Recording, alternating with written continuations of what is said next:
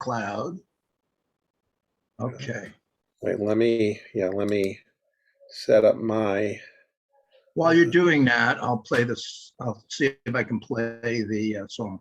I've messed myself up here with the other sharing thing, so I got to try to get out of that. So let me see what I can do here. Canadian election. Let's kill that and try to come back here. I should be able to kill this and then come here. Okay, can you hear me? Yeah, we can hear you, Dennis. And kill that. And see your shadow. It's my lighting. Oh, Dennis, we're getting some feedback or something. Yeah. You're getting some feedback. Yeah. Check your microphone, Dennis, or whatever, speakers or whatever it is. Okay, now it's better. Whatever, we're getting something before. All right, so I'll let me start my share. Let's see, share. Okay, so let me just make a statement that this is going viral from East Coast to West Coast. And today is September 21st of the year of our Lord 2021. And present right now is myself, Ken Aaron, Dennis Goldstein, and Alex. I had it last time, but I can't even see it. And Mike Stavropoulos. Mike Jankowitz will be joining us in maybe 15 minutes, he said. That's all right. So are you seeing this, Ken? Rachel Maddow here? Okay. Oh, not yet. No, I'm not seeing it yet. Really? I should be screen sharing. Okay, wait a minute. I got to give you permission to screen share. Oh. I think so. Just a second. Zoom meeting not responding. Just you can now pin. You're going to have to wait a moment because I may have to reboot. You can now pin by multiple people.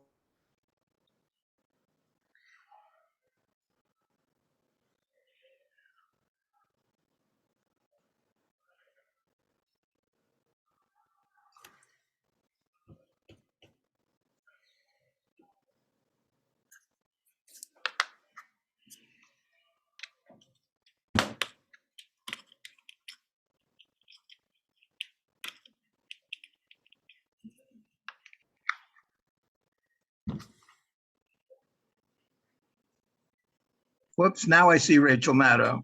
Okay. Well, whatever it was it's doing okay. Introduce the show, Ken, and then we'll... Okay, I'll introduce the show again. So this is Going Viral and the political analysis. And today is September 21st, 2021. Present are Ken Aaron, Dennis Goldstein, and Alex Stavropoulos. And Alex is going to start us off now. We're going to skip the entry song and we're going to go right to the news because we have a lot to cover. So there you go, Alex, take it away. Okay, so let's begin today with this new little blurb from Bob Woodward's new book, again, on the election and on what apparently the role of all people, Dan Quayle, in talking to Mike Pence about what he should do about the election claims from Trump. So this is quite interesting. Let me go back. And bottom line, Vice President Pence didn't ultimately accede to Trump's wishes to block the certification of the election, to overturn the election results, to leave Trump in power, or to render the election results unknowable. But it was not, apparently, for a lack of him trying to find a way to do that. This is from Woodward and Costa. Quote, in late December, Pence phoned former Vice President Dan Quayle. At 74, the once boyish-looking Quayle was living the private golf-playing life he loved in Arizona. The two men shared a unique profile, Indiana Republicans who had become vice president. Pence phoned because he wanted advice. Despite the Electoral College casting its ballots for Biden back on December 14th, Trump was convinced that Pence could somehow throw the election to Trump on January 6th when Congress met to certify the final count. Pence explained to his fellow Indianan, Dan Quayle, that Trump was pressuring him to intervene to ensure Biden wouldn't secure the needed 270 votes during the certification and push the election to a vote in the House of Representatives. If thrown to the House, there was a twist. And Trump was fixated on this twist, Pence said. It was the provision that could, theoretically at least, keep Trump in power. While the Democrats held the current House majority, the 12th Amendment of the Constitution stated that the voting on a contested election wouldn't be done by a simple majority vote in the House. Instead, the amendment says the election vote would be counted in blocks of state delegations with one vote per state. Republicans controlled more delegations in the House of Representatives, meaning Trump would likely win if the House chamber ended up deciding the victor based on the prescripts of that amendment. Former Vice President Dan Quayle thought Trump's suggestion was preposterous and dangerous. Trump's effort to cajole Pence was a dark Rube Goldberg-like fantasy, Quayle believed, and could precipitate a constitutional crisis. Quayle told Mike Pence, quote, "Mike, you have no flexibility on this. None. Zero. Forget it. Put it away." Pence said in reply, "I know. That's what I've been trying to tell Trump. But he really thinks he can. And there are other guys in there saying, I've got this power. Quayle interrupted him. You don't. Just stop it," he said. Pence pressed again. It was easy for Quayle to make a blanket statement from political winter. He wanted to know, Veep to Veep, whether there was even a glimmer of light, legally and constitutionally, to perhaps put a pause on the certification if there were ongoing court cases and legal challenges. Quayle repeated, "Forget it." Pence finally agreed. Acting to overturn the election would be antithetical to his traditional view of conservatism. One man could not effectively throw the election to the House of Representatives. Quayle told Pence to let it go. "Mike, don't even talk about it," he said. Pence paused. "You don't know the position I'm in," he said. Even if you're someone like Mike Pence, who's very invested in publicly assuaging and placating your boss, if you're really committed to the rule of law and not letting Trump overturn the election, but you're just trying to make Trump less mad at you, it's not going to help to call Dan Quayle, right, and ask Dan Quayle for his advice on how to do what Trump says. You don't call Dan Quayle just to appease Trump, even though you never have any intention of doing what Trump wants you to do. What is being described in this new book is the action of a man who really genuinely is searching for a way he can do what Trump wants.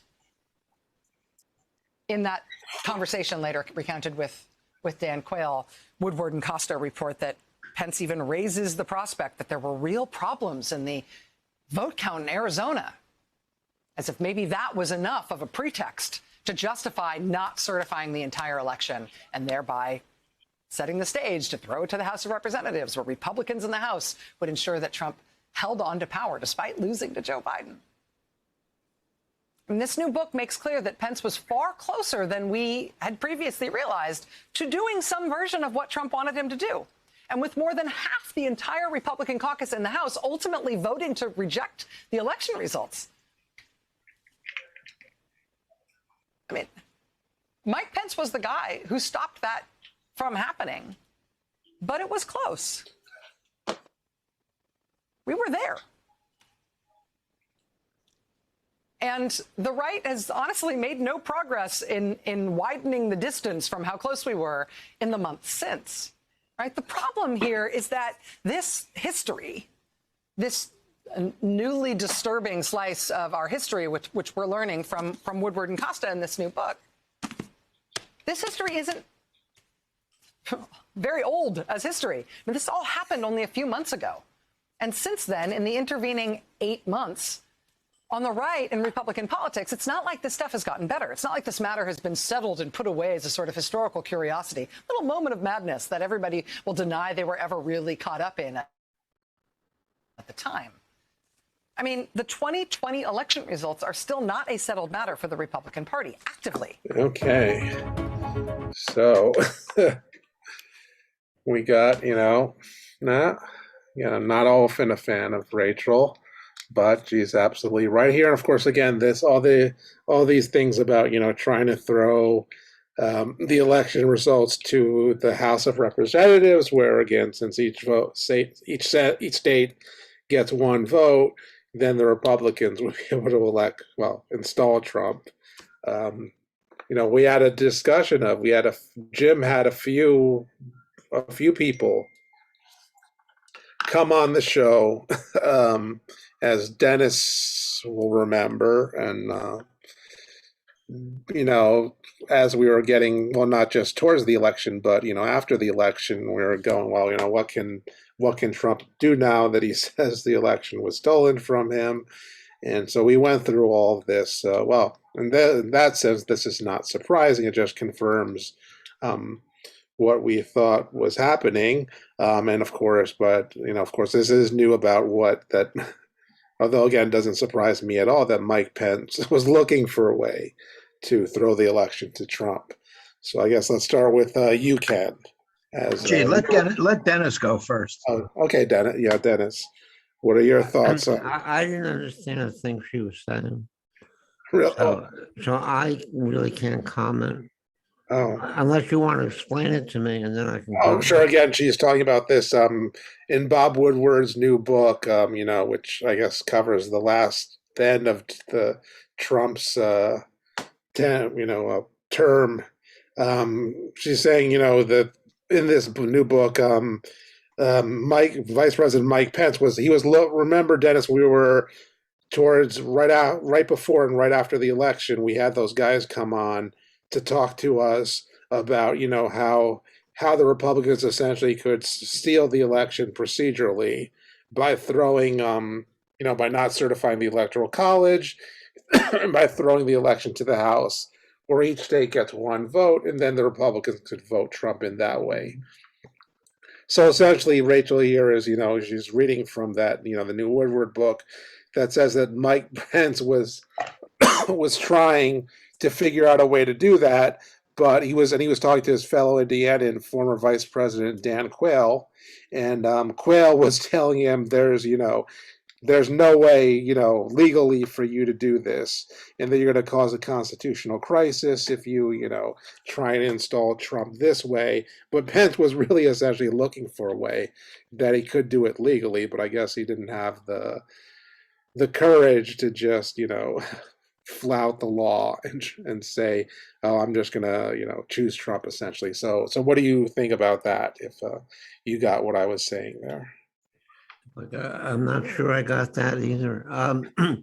What I think is that Trump is a madman, and I think of him as essentially crazy. But when he's not crazy, I think he's a fascist. I don't think he's a conscious fascist. I think he just is a fascist as a personality, and that's the way he operates. And I think he's an egomaniac. Yeah. And a narcissist, and trying to figure him out is useless. I think it just makes sure he doesn't do too much damage. That's what I think, or get rid of him if he can. And that's it. I wouldn't bother interpreting right. Yeah. Trump. And when Rachel Maddow is irrelevant to me about everything. The structure we're in is what I would call I don't know, a number of crises. We have all these crises, and in the midst of the crisis, capitalism is declining, sometimes very slowly and sometimes a little faster, but hegemony of the United States is the United States is losing hegemony, and whatever internationally, and whatever we're doing, we meaning the United States. I don't really feel connected to the ruling class, especially the right wing, but yeah, I agree. Excuse me. I agree. But go on, Dennis. Right. So I think that most of the commentators on mainstream television and radio and stuff like that are, I think they're they're out of context. They don't understand the context, or they lie about it or something like that, but they don't even make any sense. Mhm. And I'm a staunch reader of Monthly Review, Right. and I sent a copy of this article from MR Online. Mhm. This is a commentary by Chinese, I guess, academics from the an Academy of Social Science. I don't know if it's one of a kind or as many of them or whatever, but they read Monthly Review very closely, and they study it, Mhm. and what they actually, it's a critique, but it's also a summary of every of the magazine for the last 20 years, from the beginning of the millennium. And I see that as more in reality than anything else. China is changing, and China is outpacing the United States. Mhm.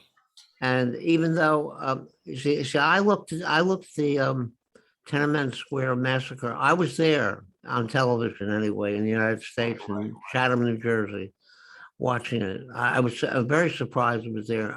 I studied Mao's essays in the 70s, and I paid very close attention to him. And I was building an organization at the time called the Council for Social Development, and we were reading Mao's essays and stuff like that. And um, the thing is, I thought at Tiananmen Square that it was just fascism, because that's something that Mao said if the capitalist roaders, who are the people who essentially Deng Xiaoping was representing, would take control, they would be fascists. And I thought after they massacred the students, that they were fascists. And I thought Deng Xiaoping was the leading fascist. And the next thing is there's this guy named President Xi, who I'm just learning about right now. And he's talking about going back to Marxism. Mhm. Yeah.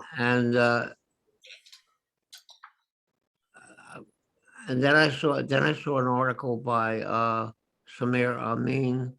It's called China 2013. It was in 2013. It was Mhm. in Monthly Review, and he gave us a different picture of China from what I thought it was. Mhm. And also he gave a different picture to John Bellamy Foster, who was the editor of Monthly Review. So Yeah. China, I started reading, and the July-August magazine, the MR, was all about China. And it was about the new Cold War in China. It's just everything. It's worth reading, at least the notes from the editor and the introduction by John Bellamy Foster. And it's real. So we're talking about going to MSNBC and Rachel Maddow. I think she's out of reality. That's what I really think. All And right, Ken. Yeah. Ken, what are your thoughts? Got unmute. Yeah, unmute. There we go. Let me make sure my screen thing is up. Okay. Yeah, Well, no. that's interesting. I think I do want to comment on some of the things that Dennis stated, but Rachel Maddow is in different depositions or interviews has stated that, everything she says is opinion. I think it was in a defamation case. Yeah. And she said, no, Like it's, everybody knows. Just if like I said Carlson I said someone is a liar, everybody knows that's just hyperbole.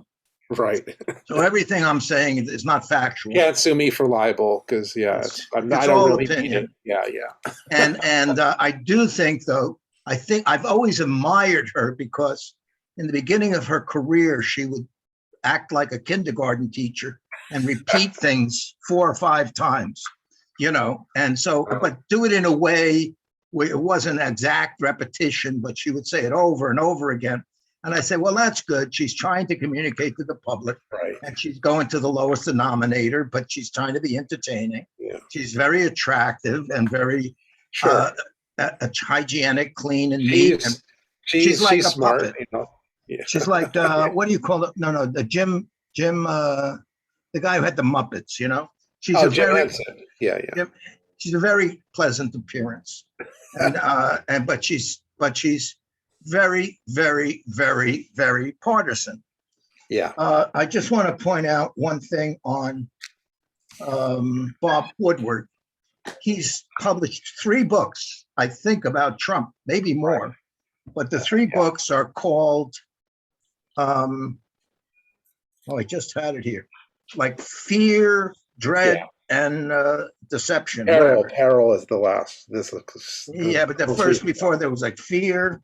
Yeah. I just lost it. 3 of them. So he's on a rag and he's a writer.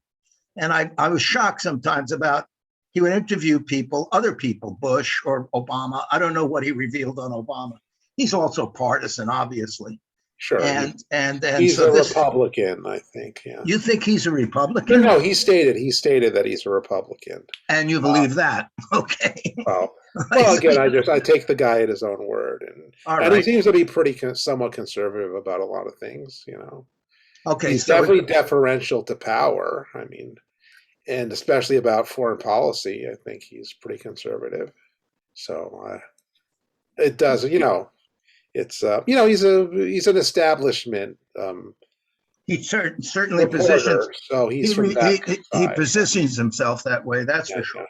Yeah. So that's on he did some really good reporting and courageous reporting at one time, but now he's like a stenographer for the presidents. He writes the books about them, and Well, it doesn't sound like these 3 books were something that Trump would have wanted. But it's an account. But I think the Obama books were and the Bush books were largely what they wanted. I mean, were they? I don't know. With Obama, I think he defended Obama. You're going to argue these things anyway, but So he's a writer. Okay, there's that.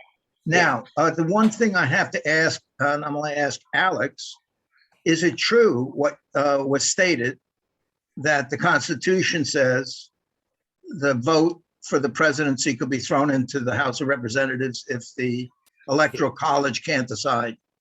Essentially, yeah. It is constitutional. It's happened. I think twice. I think it happened with John Quincy Adams, Henry Clay, and Andrew Jackson, where essentially the Congress decided for Adams, if I remember right, like 1824, I think election it is.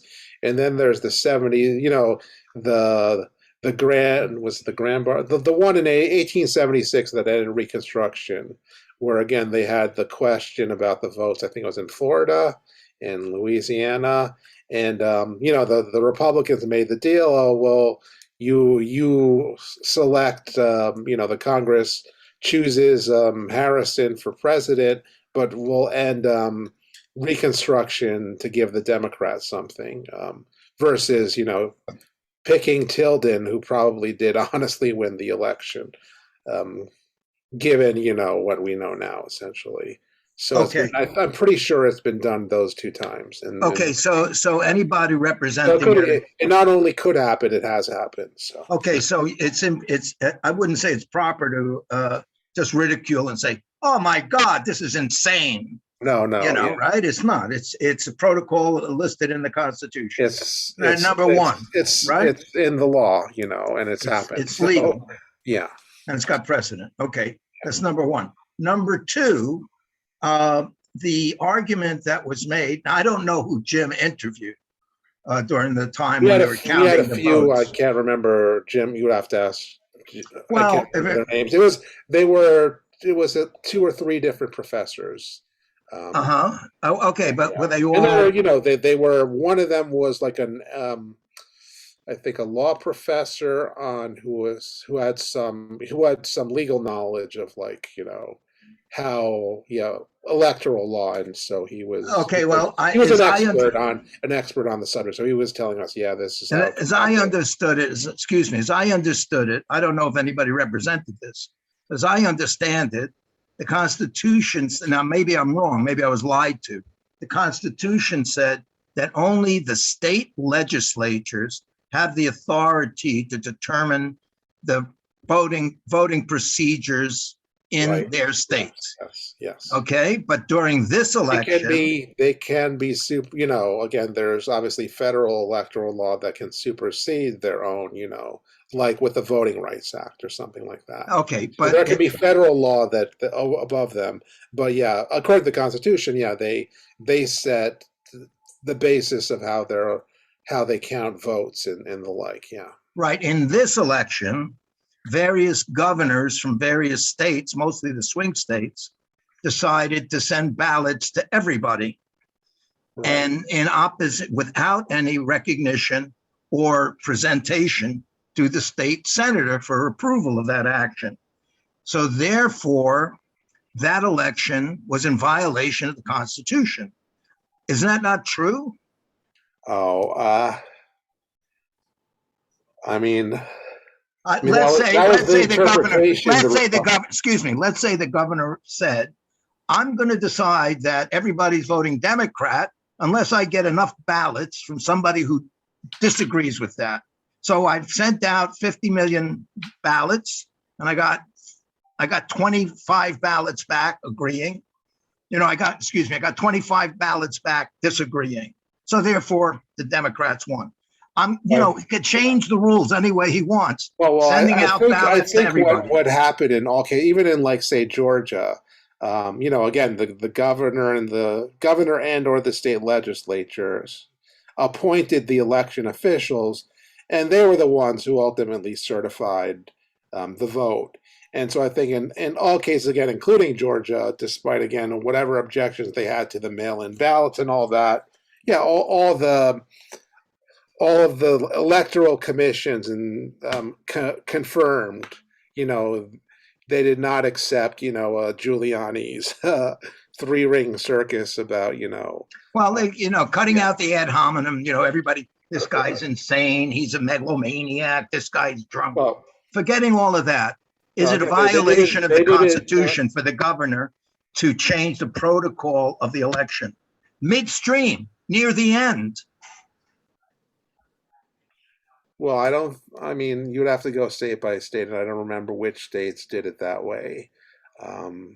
Because I think, again, the states that were close, again, Arizona, well, maybe with the exception of Pennsylvania, where I think actually in that case the legislature did vote for the mail-in ballots, because, again, it was a Democrat-controlled legislature, I believe, in Pennsylvania. No. So again, well, I'd have to go back and look up again how each state did it. Okay, But so the electoral commission certified it. So in that sense, it's there's no legal question, and oh, okay, all right, that's Yeah. fine. Well, when you say there's no legal question, I guess you haven't spent much time in court. Well, you could sue anybody. I mean, within the process, you could sue somebody for it's like tying their shoes the wrong way.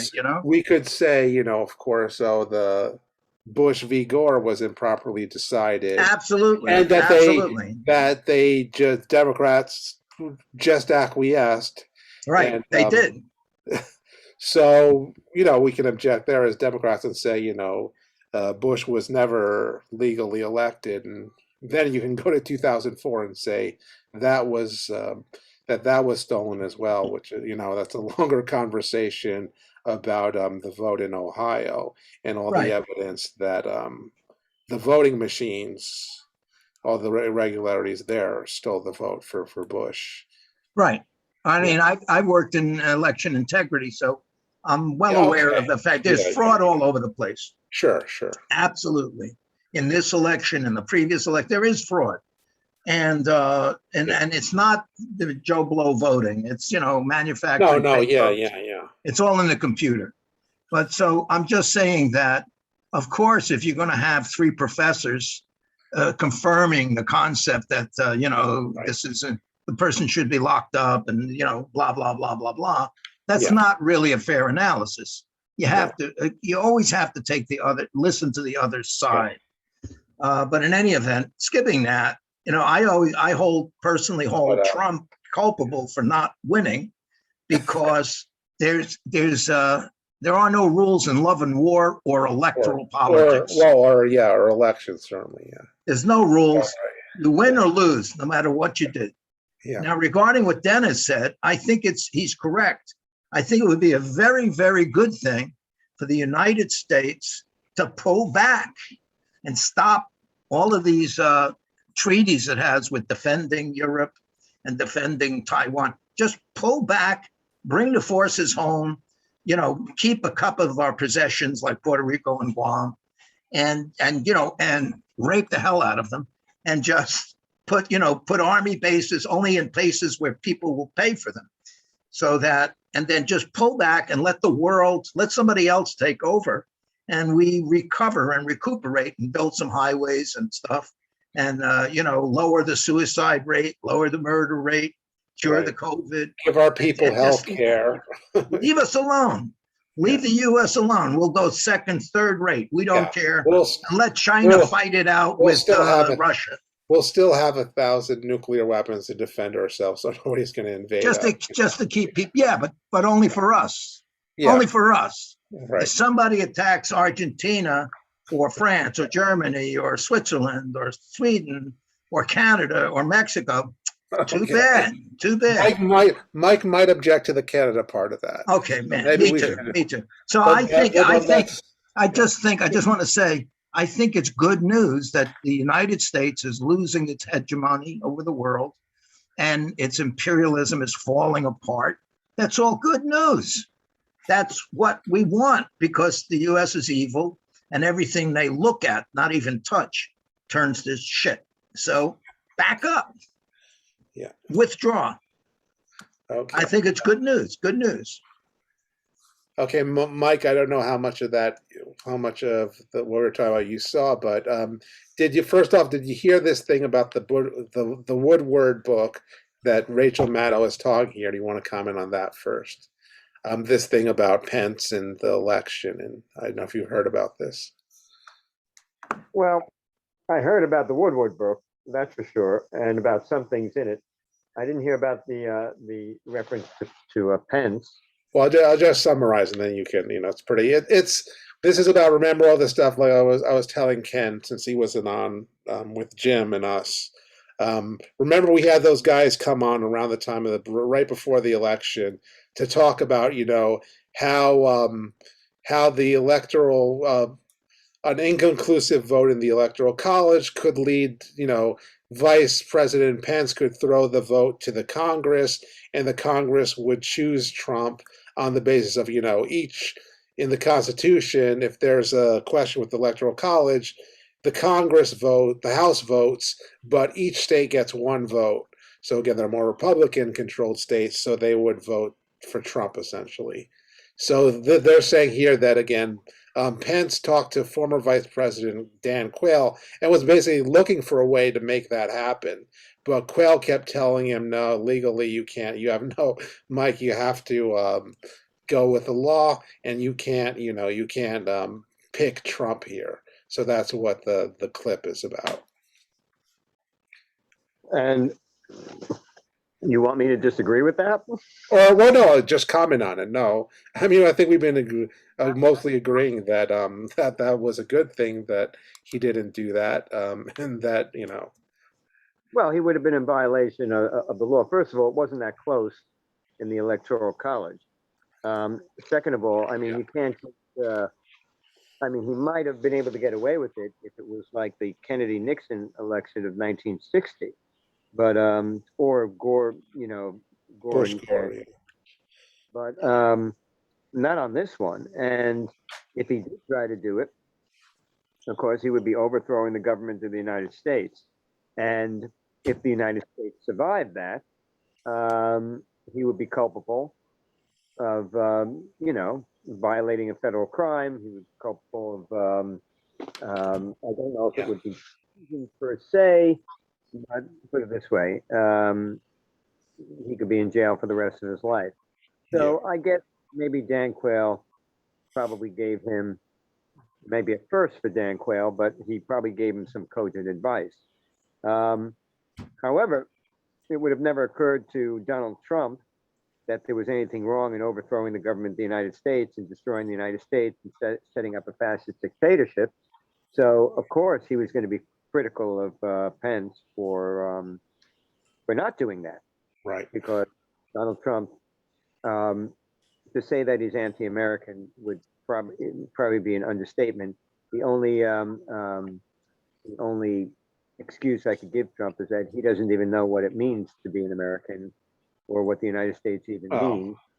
Again, there are all kinds of Americans, Mike. Even well, I'm thinking about people who are supposedly serving, who know what the United States is, what it actually is, which is primarily the Constitution of the United States. So, I mean, basically, once Trump got elected, this country was teetering on the brink, and we're still teetering on the brink. As for the idea, by the way, of withdrawing from the rest of the world, isolationism is may seem like a desirable thing to do, but the last time we really got into extremely isolationist was in the 1920s and 30s, and that led to something that required us to be very non-isolationist. And not only that, it led to some pretty sick stuff happening in the world. So I don't think the United States can fall back at this point, not unless we want to risk a World War II type of situation. But how much it wants to stick its fingers in, or what it sticks its fingers into, that may be another story, or why we're sticking our fingers into it. I mean, getting involved in international just because we want to get the bulk of the oil is not necessarily a good reason, but making sure that another Nazistic regime doesn't get too much power in the world, that could be a very beneficial thing to reason to get involved. So it's not quite that easy, and I'm very wary about the idea of withdrawing into ourselves. I think we've done that enough already. That's why we're in the situation we're in. All right. Okay. So let me move on to some domestic news, and actually I'll play this one, and then we'll go to actually I want to look at some of the headlines at the Times, New York Times, of course. But here again, this is something. This would be something good if we had Otis on, because it's his state. But apparently a large number of Haitian migrants are heading towards Texas right now, and so and they're talking about deporting all of them back to Haiti, despite again, how bad things are there. Which again, we can let's play this and then we can discuss. This morning, a 24/7 mission on the Texas border. A group of migrants, most from Haiti, spilling onto the shoreline beneath a border bridge. Thousands of men, women, and children waiting days in triple-digit heat for their chance to claim asylum. Late Saturday, Border Patrol, National Guard, and Texas state troopers descending on the scene to try and slow down the surge. We need the administration to call this what it is. This is a crisis. The Department of Homeland Security sending 400 additional Border Patrol agents and resuming deportation flights to Haiti within the next 48 hours, adding our borders are not open and people should not make the dangerous journey. Yet so many already have. DHS saying till recently, thousands lived in South America. This Haitian man sharing he paid 5,000 pesos for help reaching the Texas border. Across the river, the city of Del Rio already struggling. The bridge closure cutting off millions in cross-border business. We're just a little town. We're not equipped to humanitarily take care of these people. Authorities say some migrants will be taken to U.S. processing centers, ones where staff aren't already overwhelmed. Others flown back to Haiti, where the island nation is still reeling from a 7.2 magnitude earthquake barely a month ago.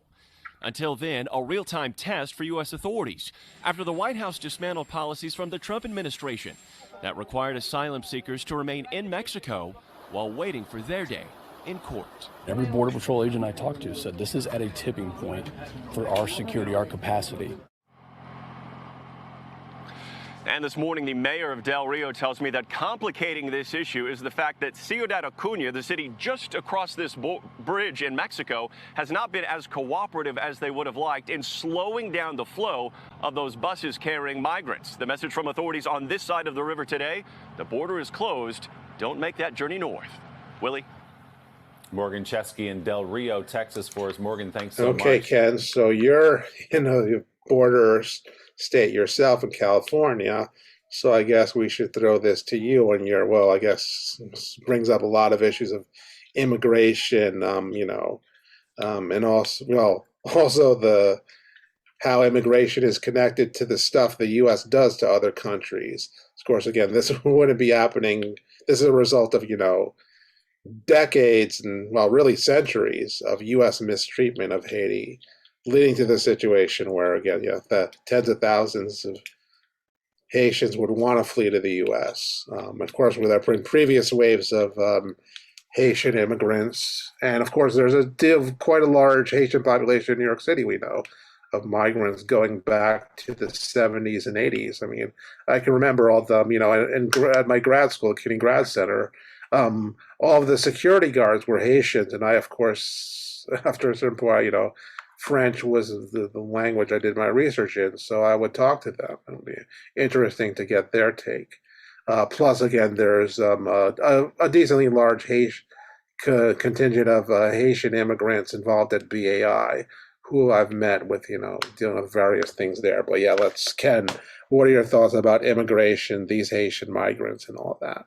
Well, I don't know any Haitians, but I did spend part of my youth in Ciudad Acuña on the other side of the border. That's where I went, during college years.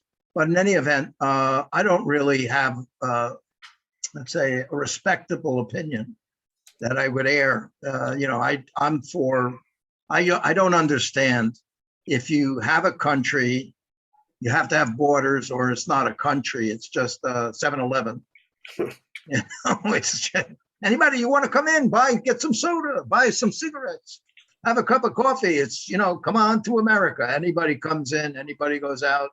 It isn't a nation. Now, maybe we should live like that. Maybe there should be no borders.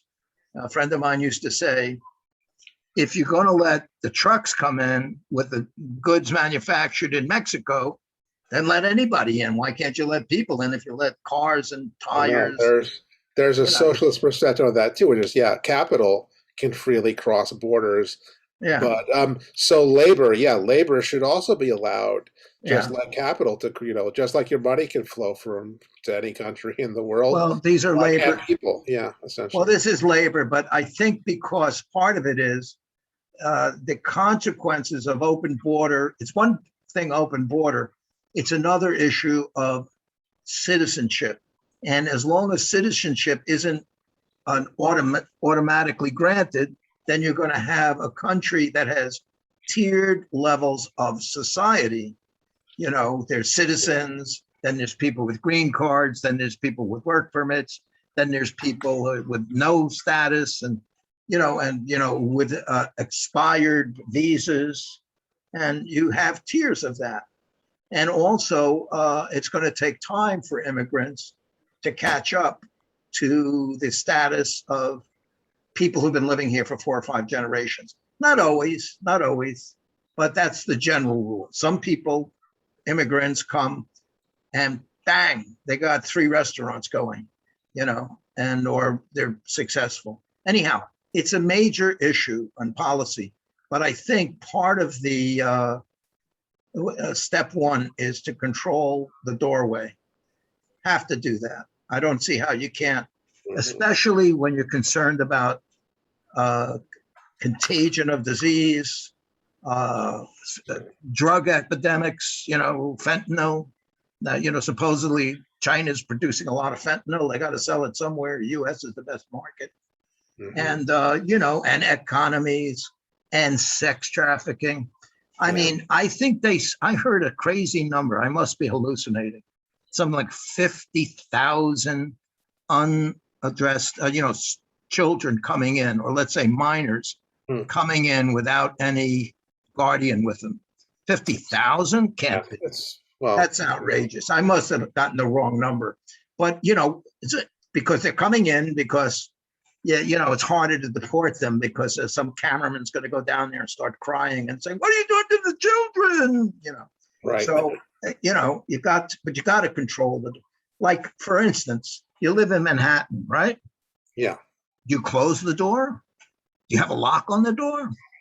Sure. Yeah. Okay, great. Yeah. Why don't you open the door? Open the windows, let the cats come in, let the birds come in. What are you, an animalist, a speciesist? You don't like animals? Open the doors, open the windows, let everybody come in. I've gotten birds coming in. Yeah, that's right. Let everybody in. So, I mean, I don't see where the argument about it is. And it's just this humanitarian thing of like, go around the world and find some place where there's an empathetic tragedy happening. Oh my God, how can people be so cruel to other people? And what are we going to do about it? And then on the other hand, saying, why are you interfering with that country?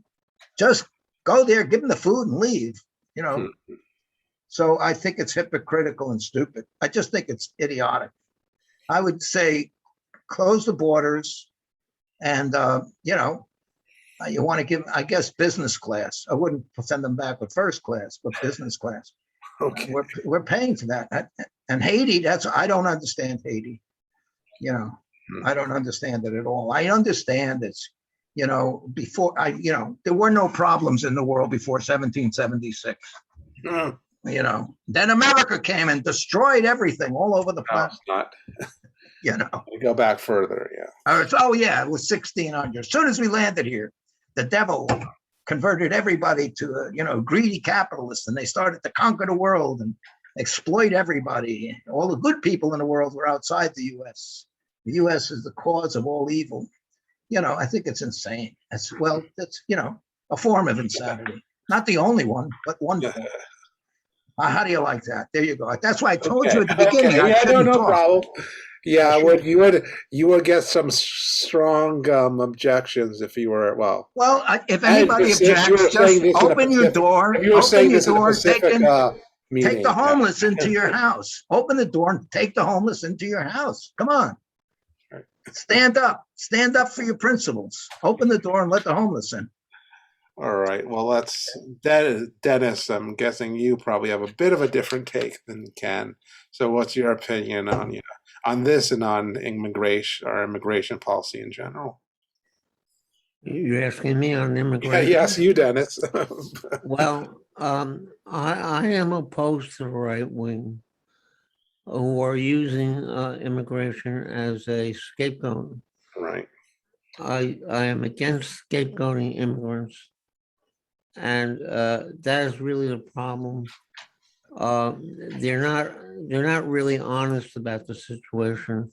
Situation is, aside from Native Americans, everybody is descended from immigrants in this country, and so to be against immigrants is what I think. I think it's just wrong. And the second thing is that once you stop scapegoating the immigrants, then you can straighten out the immigration policy and make it Right. sane. But why And- would people vote for Republicans if, well, and other, if they didn't scapegoat people, how would they get people to vote for them? Look, Yeah. I was against the Vietnam War, and Mhm. there were 50% of the country was for it. Right. And that's a problem with this country. There are a lot of people who are really nasty. And some of them are not nasty because they're just nasty, inclined to be nasty because they have the best interest in the status quo as they see it. Even though I've been relatively privileged my whole life, I was never a millionaire, but I was relatively privileged my whole life. I never identified with the status quo. Mhm. I always identified with labor or the workman, etc., and people who were down and out in poverty. And I always felt that we should do everything we can to help everybody in the world to live a decent life. Mhm. And when you start with that premise, you start to make plans that are different from what's happening now. Mostly our politics are scapegoating. Yeah. And I am against that. I'm against that. And it's not the immigrants that I have the problem with. It's the people in this country I have a problem with, a lot of them. And I definitely have a problem with the Republican Party and the corporate Democrats. I think these people are, well, look at what's his name, Manchin. Is this the guy from West Mansion, Virginia? Mansion. Yeah. Right. Well, anyway, this guy is making a lot of money off of coal. Oh, yeah. And that's his main interest is feathering his own nest. So I think that is unethical and it should be stopped. Mhm. And it's up to us as citizens of this country to organize in a way to stop people like this. And I think we have to be. I have thought since the late '60s and the early '70s that we all have to be really revolutionary because Mhm. we're 50 years into a structural crisis of the capital system, and it's not going to get any better. And if we don't change it, it's going to be a lot worse, and it's going to be awful for all of us. That's what I think. Mhm. And I think it's connected to the environment. It's connected to how we treat each other. I love to quote Rosa Luxemburg. She wrote a book. I think it was called Socialism or Barbarism. Right. And it was both Samir Amin and Istvan Mesouros. Both have died recently in the last few years. In Monthly Review, in their articles that I picked it up, Mhm. this term, and I think Yeah, it's I've seen that. essentially a correct hypothesis. Mhm. We are either going to be moving towards socialism, or we're going to be in trouble, deep trouble, and it's going to be nasty. And we've seen a lot of it already, especially on the environmental front. But we also see it the way they're treating the immigrants. I mean, the immigrants aren't coming here from Latin America because they essentially love us. It's because their situations are awful, and they're made awful by our imperialist behavior, basically. And we are, well, it's Che Guevara called us the belly of the beast Mhm. back in the '60s, I think, in the early '60s, Right. sometime. And I have kept that as we are the problem in the world, Mhm. and China may be a slight problem, but it is compared to China, we are awful. And China, I think China is possibly the hope of the world, although they aren't quite there yet, Yeah. and they might never get there. But they're more of a hope of the world than we are, Mhm. and I'll leave it at that. All right, Mike. So what's your, I think you probably know a few Haitians. So what are your thoughts on this specific crisis and again, immigration in general? I know many people from Haiti, and they're all really, really nice, really decent people. Sometimes more decent than most people who aren't from Haiti. But I do have to take issue with one thing that Ken was saying. We in New York lock our doors to protect ourselves from other American citizens. I don't know many people who lock their doors because they're afraid some illegal immigrant is going to come in and ask for asylum. That's not the reason. And to then turn around and say that, oh, all these people who are coming are drug dealers. Well, we've heard this before. I mean, any immigrant who comes in, the Jews, the Italians, Latinos, they're all, oh, they're all no good. The Jews are all gangsters, the Italians are all gangsters, Latinos are all gang people and drug dealers. And I mean, we hear the same thing over and over again. I don't think, considering how much money people make in drugs, I don't think you're going to see too many big time drug dealers walking under a bridge, wading through a river, risking getting whipped by some pseudo cowboy with a badge. I don't think many of them are going to take that route. We're supposed to be a welcoming country. We could still go back to what happened in the 1930s when people were, trying to flee Nazi Germany. Jews were trying to persecution and, as it turned out, death. The United States said, nah, we got too many people here. Or we were worried about our jobs or anything like that. Dennis is right about, this country is, if it is a nation of immigrants, as we profess ourselves to be, then why would we stop immigrants? I mean, if you want to let people in, in other words, and then say, okay, wait a second, we got to vet you, so you're on parole for a little while or something. But that's one thing. But what I really hear mainly from the right is build up, put up these walls, don't let anybody in, because God forbid, they should take our jobs. If we want them in there, we'll sneak them in and pay them 1/3 of what they're entitled to.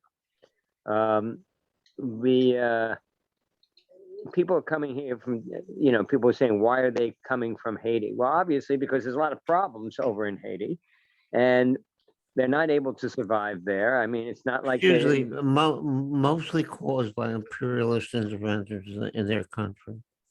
Well, I don't, Dennis, sometimes it's caused by imperialist intervention. Sometimes it's caused by internal problems. Whatever it's caused by. Okay, I'll agree with that. Well, you don't have to. The idea is that people are coming to this country because most of them, because they feel they have to, because they have no choice. I mean, to me, they must get the news there. Why would anybody go to Texas if they didn't have to? Yeah.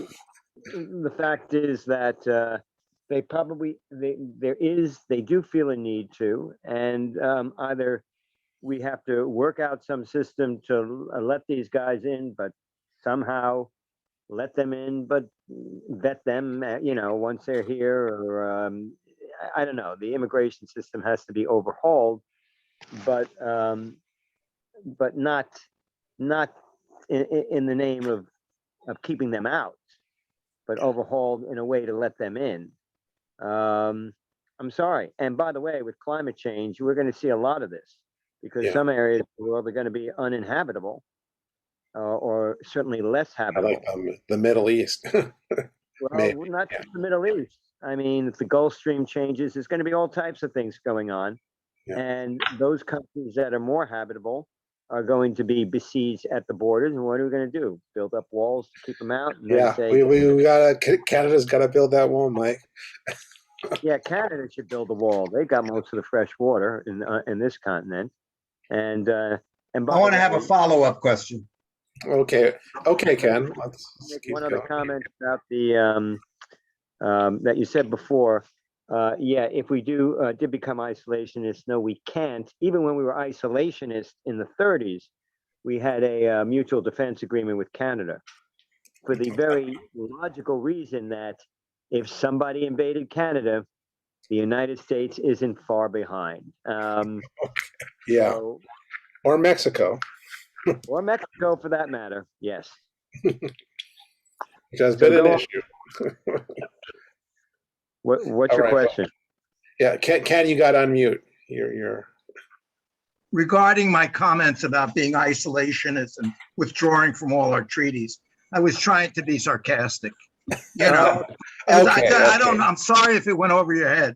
I was trying to say, well, let's, somebody pisses in France. What's that got to do with us? Nothing.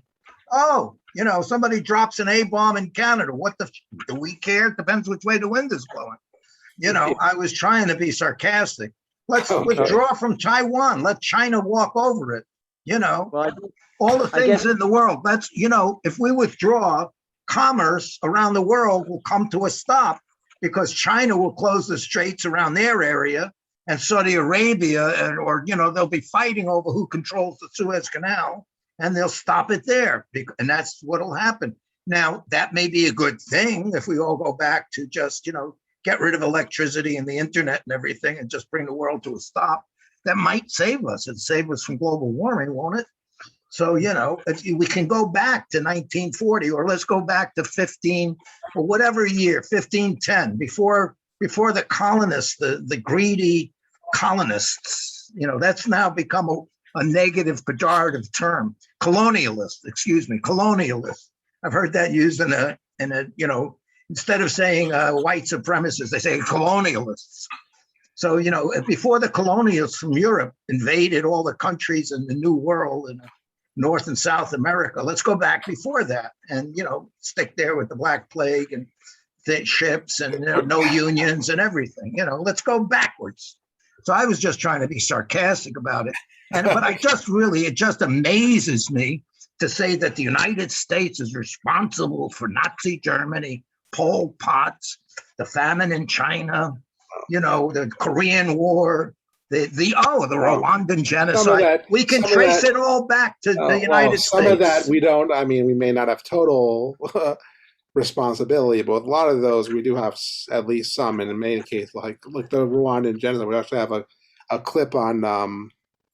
We started the Rwandan genocide. We had a connection. Well, not so much what happened in Rwanda, but what happened in Congo was facilitated by American forces. Yeah, well, you can look around and see everybody's got warts. That led to maybe 2 million people being murdered. 2 million's nothing compared to what happened in Russia under Stalin. And so forth. Even with Pol Pot, both for the Ford and Carter administrations supported Pol Pot because we didn't like the Vietnamese. We thought we wanted to support the Khmer Rouge against Vietnam. Even despite we knew. I understand. It's impossible. It's impossible to convince you that the United States is not responsible for all the evil in the world. Every single thing. It's just in fact, the United States is responsible for every cavity in every person's mouth.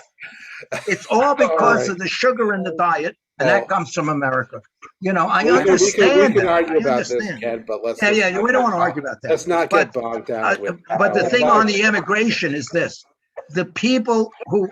The thing is.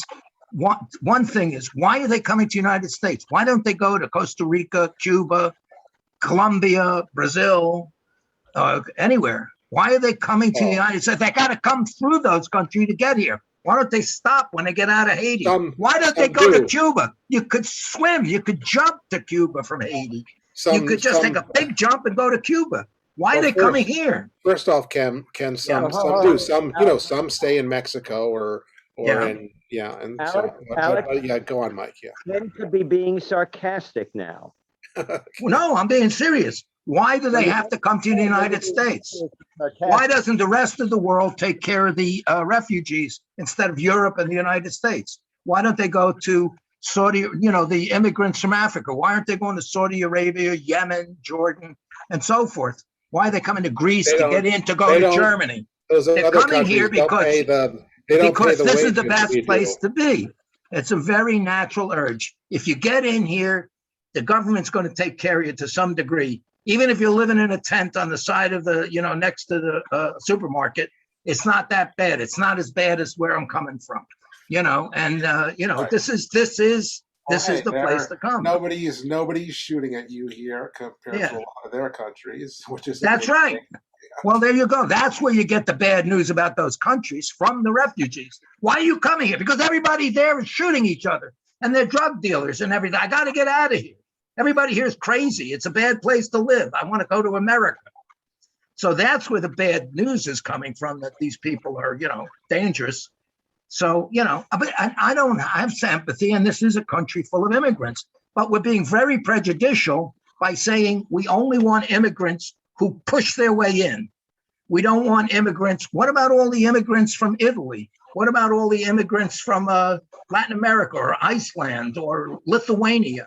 Why do they only come from, countries where people are, they're not even coming from Colombia or Brazil. They're coming from Haiti. We're talking Europe, they may actually have a better standard of living than us. There you go. You count other, Iceland. I know Denmark. You are much better off. And there's an answer to your question. Yeah. Why they're coming from to the United States is because we're nearer. In other words, if somebody wants to come here from Italy, it's a difficult trip. You usually have to have airfare or a boat fare. A lot of the people who are coming over the border they're not coming from places tens of thousands of miles away. They're coming from places that are nearby, and of the nearby places, we're the best bet. But they always say they paid $5,000 to the Coyotes to get them over, so they can afford the airfare. Well, the idea is that they can't get the airfare. It's not a matter of, if you're from Italy, you've got to be able to come to the United States. If all of a sudden somebody in Lithuania, there was a problem in Lithuania, it's a little harder to flood into the United States than it would be into Germany. Poland, yeah. Right. A lot of people. I don't buy it. These people were sitting in Mexico waiting to get a court case until Biden canceled it. And now they flooded in, and now they get distributed, and they're coming to New York, West Virginia. The government army is taking them in buses all over the U.S. and say, now don't forget to come to court when you get your hearing. And, that's the majority of illegal immigrants in the United States are people who came in and didn't go to their court case, 95%. Or they overstayed their visa. And they overstayed their visa and so forth. And, and I like American citizens. I like people from all over the world. I've traveled. I don't have a thing on that. But it's this ridiculous. First of all, I see a tremendous amount of bigotry here when you talk about Republicans. It's really silly. You talk about Republicans like they're idiots or second-class citizens or, mentally ill. That's a class of people. They're Republican. They prove they're insane. It's really bigoted. It's a very bigoted thing. You might as well say the same thing. Come out and say, if, those people also believe in God, which is, another sign of insanity. But it happens to be 60% of the population here. So if you believe in democracy, 60% of the population believes in some form of religious deities. So, you hate those people too, or just the ones that are Republicans and believe in God, it's bigotry. Ken, thank you for sticking up for the prejudice. You can form a group called Republican Lives Matter. There you But- go. Republican Lives Matter. Here's the That's right. problem. You get a lot of illegal immigrants coming into the United States, Yeah. okay? And you're saying, they come in, they think they're entitled. Once they're in here, what are they doing that's so bad? Oh, you know, I'm not going to get into that. That's a statistical thing you've got to analyze. It's not a question of that. I think the worst thing about it is it compromised. I believe the government should be responsible for the general demography in the country. What is the phenomena? How many people are what age? How does the pyramid of age fit into our economic principles? You know, number of old people and so forth. What amount of the population can we take who don't speak English? What amount of the population can we take that has had no education until they got here? So they started getting an education when we're 13 or 14. I think the US should be responsible for that, but they're violating that because they're just busting in. They're busting in. And then once they're here, if they become citizens, or I don't know where, they do what they call chain migration. Here comes my wife and my mother-in-law and my son-in-law. I know people from Bulgaria that have done that, and the whole family winds up coming over. You know, okay, and they're computer programmers and the family, and they open up stores and do this and that, and it's all fine. You know, and they can make good Americans. You know, the other thing is the major immigration into the U.S. of illegal aliens is Chinese people. They don't come across the border, but they come illegally and they work off the books and they're back of the kitchen. I know a lot of them. And then they become great, you know, they get green cards or they become scientists and they work at JPL, and they weren't necessarily legal immigrants. The Asian population is larger, I believe, larger, at least on the West Coast, much larger than blacks, not as big as Latinos. Oh, yeah. But it is large. And I'm fine with that. I'm prejudiced. I think Asian populations that goes back to their civilization. role in you know, building the railroads. Yeah. That's large Asian population. Yeah, somehow they survive all that, those, you know. all those coolie workers that. That's right. And you know, the Chinese exclusion laws and all I'm that. just concerned, like you are, about the fact that there may be an irrevocable or unresistible. You know, we can't do anything about it. Global warming. Cities are getting overrun by water. There could be hundreds of millions of people in transit, migrant, trying to get into countries. So I'm going like, okay, sorry, I'm prejudiced. Put up the water and let's control who comes in. And you may be in a situation where unless you're going to literally gun them down, you know, if there are 2 million, you say there were 2 million people at the southern border now. Right. How are you going to stop them if they just decide to, you know, literally go over through the wall at that point? Whether we have technology and stuff, it's not that hard. You can build lakes. You can do all kinds of things to discourage people coming across the border.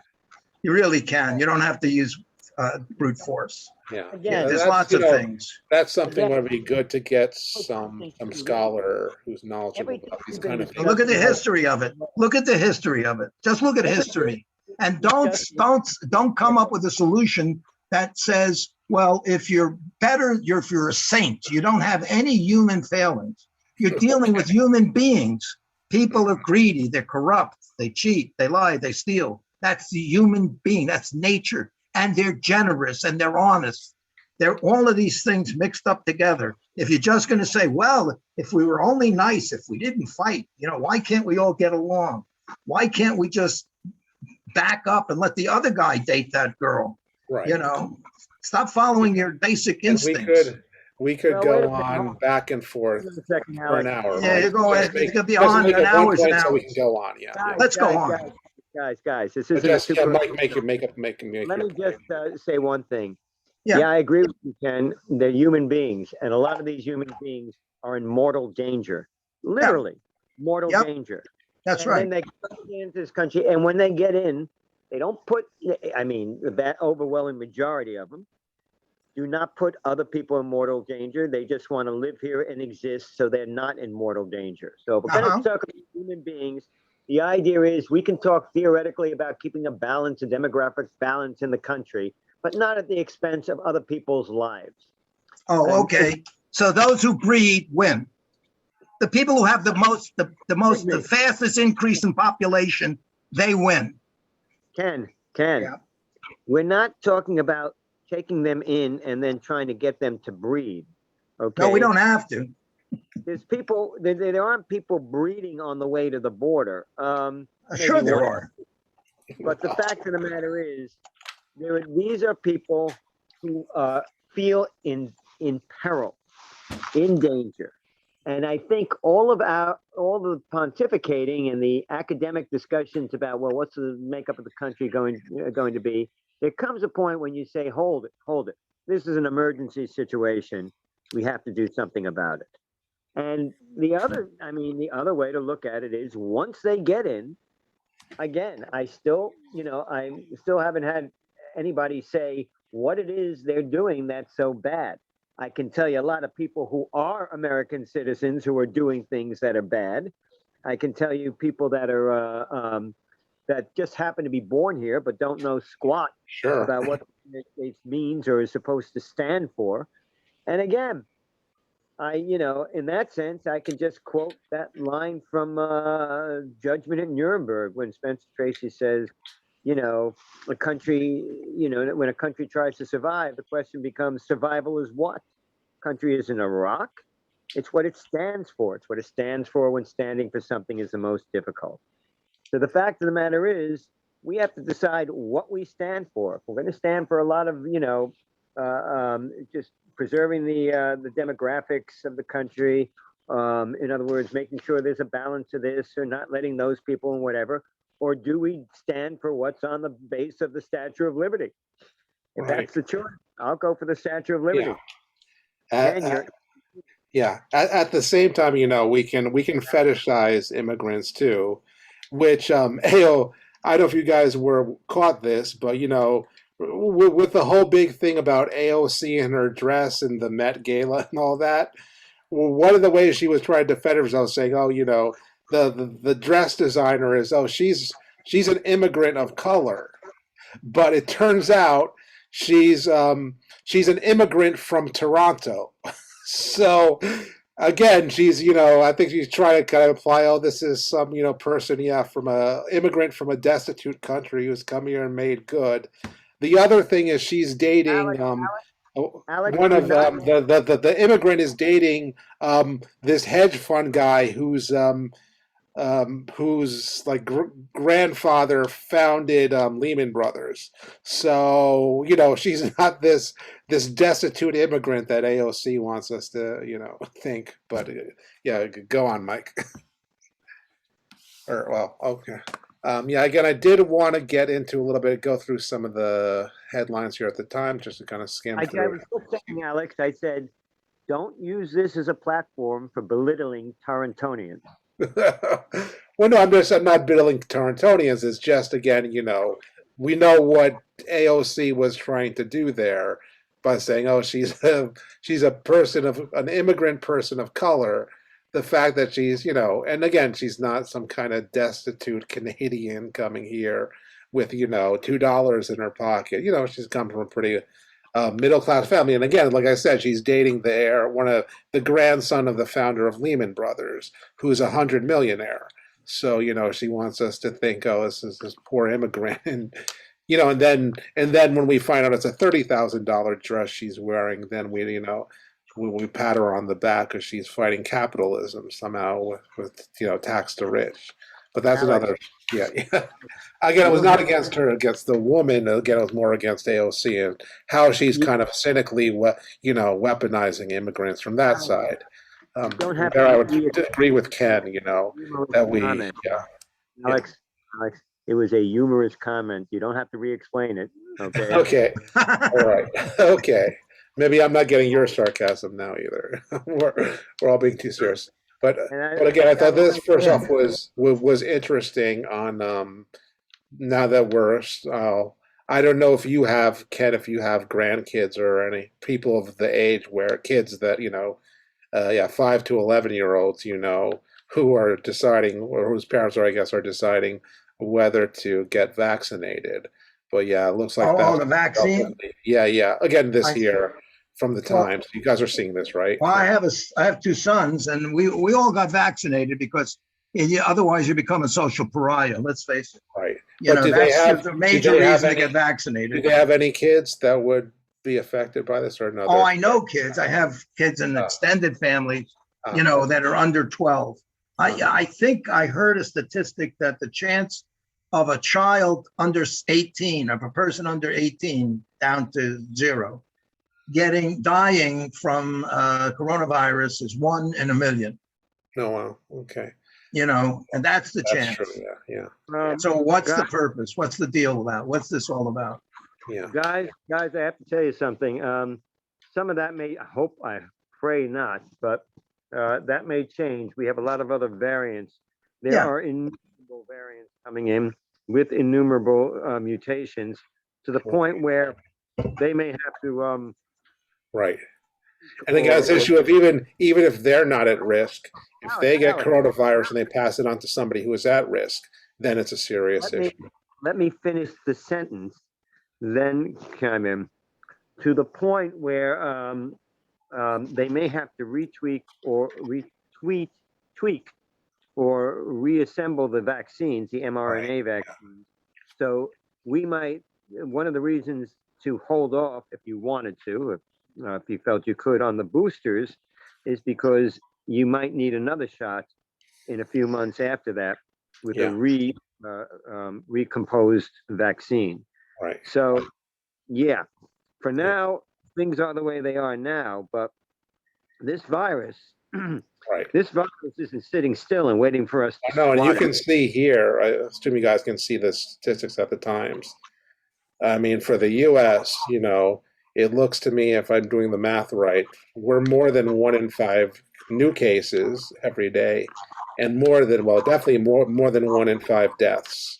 In fact, close to 1 in 4 deaths. What do you mean? 1 in 5, 1 in 4. What do you mean? Well, here again, the total number of new cases here on September 19th, the average for the last 2 weeks is again 541,000. The number of new cases averaging over 14 days is 148,200. So that's about 1 in 5. I think 1 in 5 what? 1 in 5 for what? America is 1 in 5 of the new cases is what I'm saying, and closer to 1 in 4 new deaths each day. No, let me explain. 1 in 5 of the world cases. So again, 1 out of every 5 cases in the world is in the U.S. Just under 150,000 new cases a day. Total number is again here a little over 500,000. You know, do the math. Again, it's about 1 in 5, I think. Yeah. Okay, and about the same for the deaths. So we're definitely in a it's more serious here than in other countries. In fact, that actually gets us to a pretty interesting. Here. So showing the other side of all this is a country that's actually been very successful in fighting COVID here, Denmark, which is doing so well. Again, they've vaccinated 74% of the full population, and their COVID reproduction rate is like points for every new case, only 0.7 people gets reinfected. So again, for each infection, less than one person it spreads to less than one person. So obviously that's very good. And so they're kind of like doing what, like how you saw parties in China when they had crushed COVID. So let's play a little bit of this. This was a pretty interesting, again, this is Deutsche Welle doing this.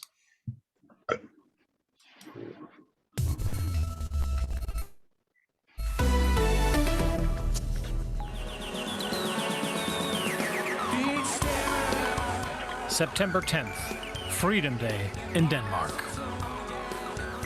That day, the Nordic country ditches all COVID curbs. 50,000 Danes celebrate the first post-pandemic free concert in Copenhagen. I only thought about COVID-19 for a second when I arrived. Like, wow, there's a lot of people here, but I've totally forgotten about it. It's just so awesome to be here. Introducing the all-new Vault from Nordic Track. It's what's inside that inspires, Skate towards the goal. Come on. motivates, pushes, Alex, strengthens, did you get rid of the commercial? Skip the ads. Hey, and come on, stretches Alex. us. Oh, Alex What's is not inside there. of the vault unlocks Now listen what's to this. inside of you. Seeing beyond the surface, seeing the light at the end of the This is why we tunnel. got people to get rid of these things. See your potential at NordicTrack.com. Let's see if it goes back. Alex took a hike. He's on a break.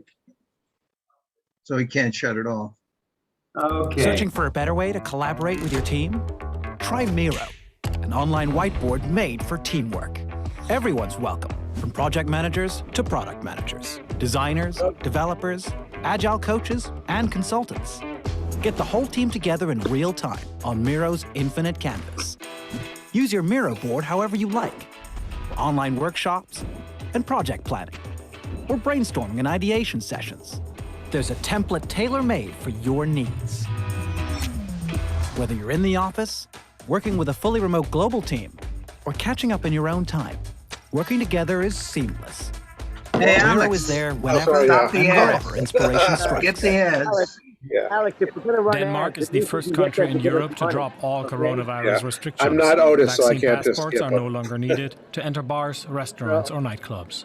74% of all people are fully vaccinated. And with a very low COVID reproduction rate, officials say the virus is now under control.